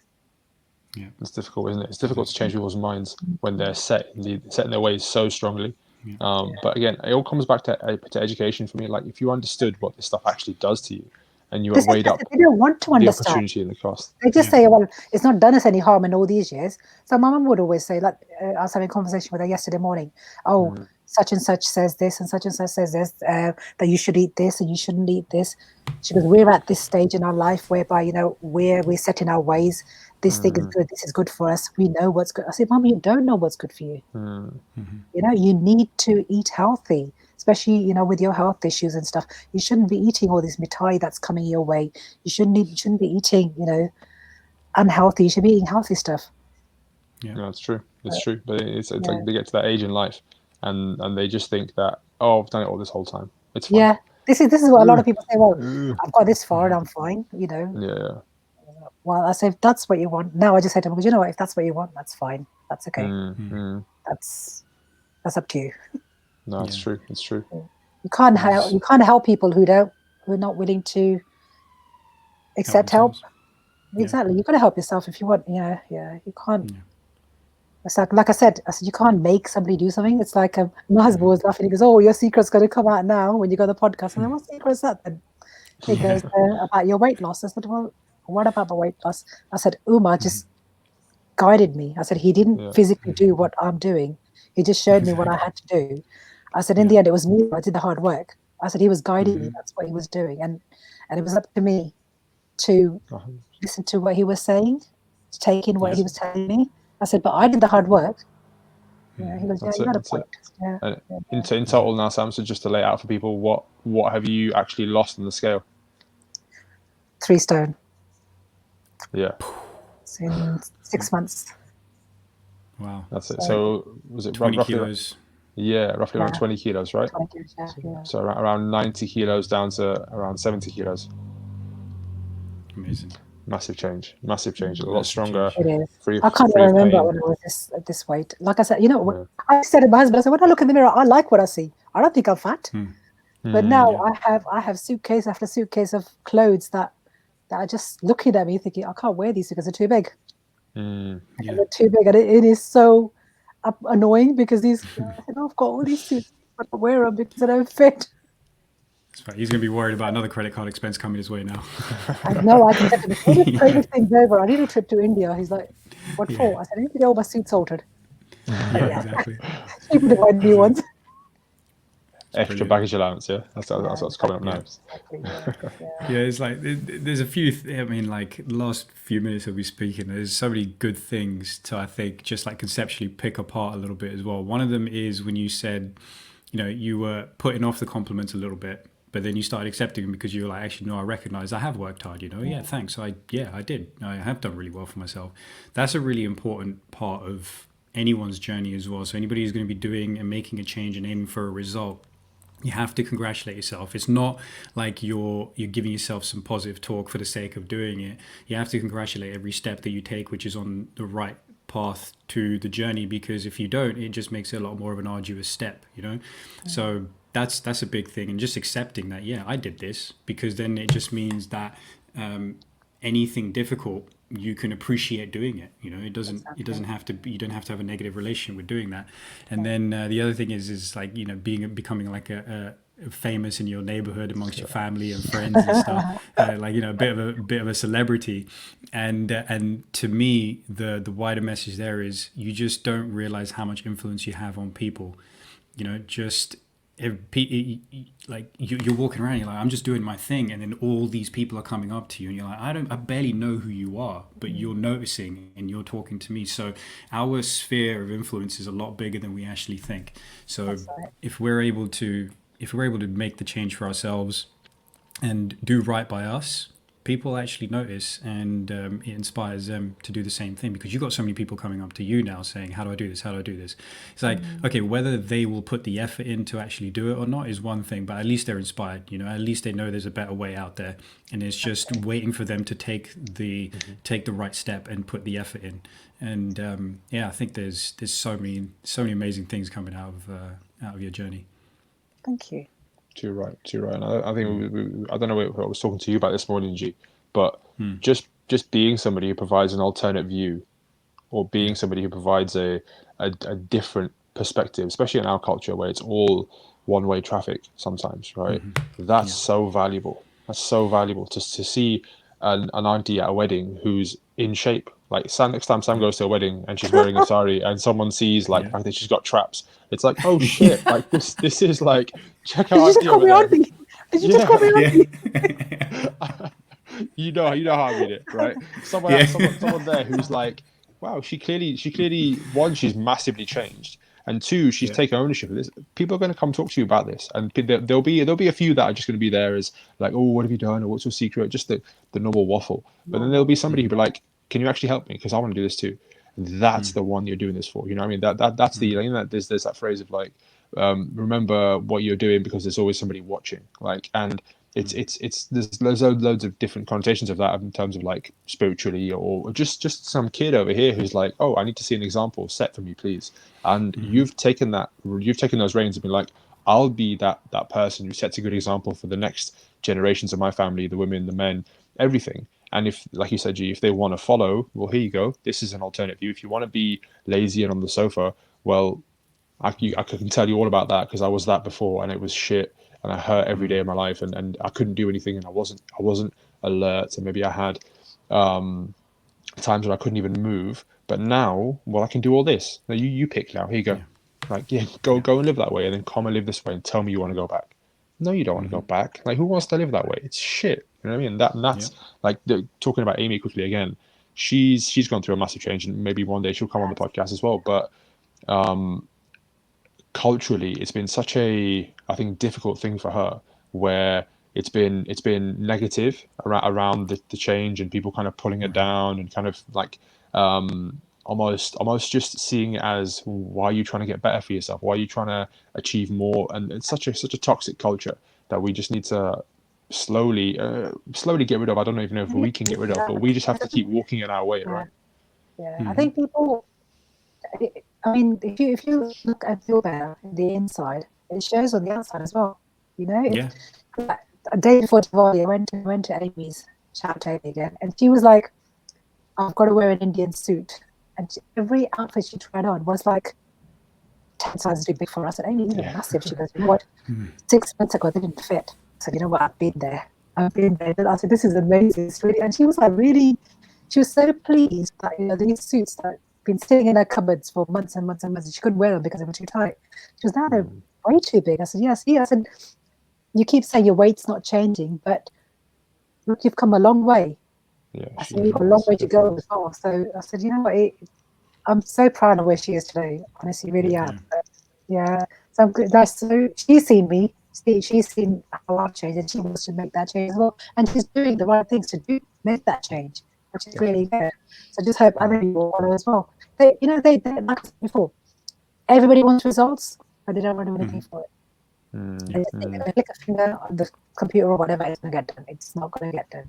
You're going to put the time in. You're going to put the effort in. That's the only way to get results. So I don't know what's up with the audio a bit, Simon. So the picture's gone a bit fuzzy as well. Have you moved around a little bit, or?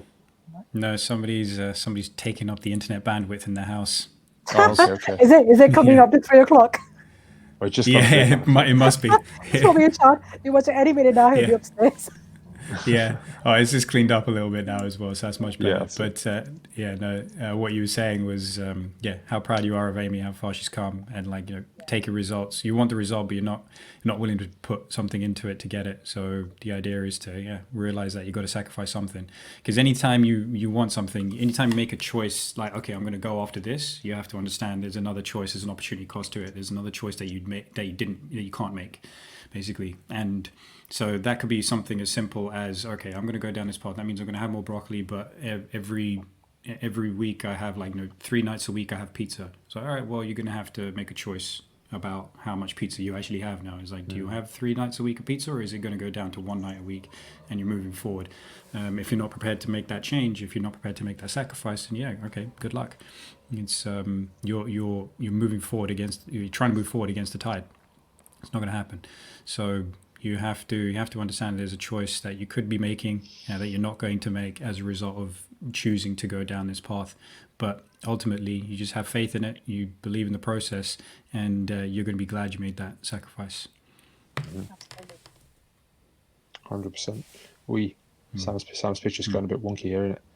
I know. It's probably going to be a good time to call it as well, because the sun's going to come bursting in. It's like, I want my laptop back. All right. You got me, Sam? Can you hear us? I can hear you, yeah. Okay. Cool. Well, No worries. But listen, this was great, Sam. There's so much inspiration here. I'm inspired as well. It's like whatever I've got to do, I want to do it more as well. No, so we're so pleased to have you. We want to say as well, we know you're a massive supporter of the podcast as well. We're super appreciative of that too. It's like we feel it. We feel the vibes coming from you with what we're trying to do with the podcast as well. So we really just want to say thank you a lot for giving us the support that you do. Thank you for having me. It's been great. It's a pleasure. Really enjoyed it. Yeah, exactly. And then it's everybody listening is like, yeah, I know, right? Tell me about it. Yeah, exactly. It goes by so quick. Yeah, like if we really had it our way, if we didn't have shit to do, we'd probably carry on talking for 6 hours.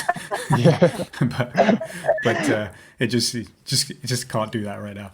But for everybody who's listening as well, just share this episode to people who need to hear it. It's like the great line that Sam said halfway through. He's like, you're never too old to learn. So if you've got people in your sphere who are older than you or are your elders, and that they feel like they need to change, that they need to change something, it's like, send this to them. Play it out to them, and make them hear that anything is possible, and they can always be in a better place. So we really thank you guys for tuning in as well. Thank you. 100%. Thanks, everybody. Speak to you soon. Take it easy. Bye.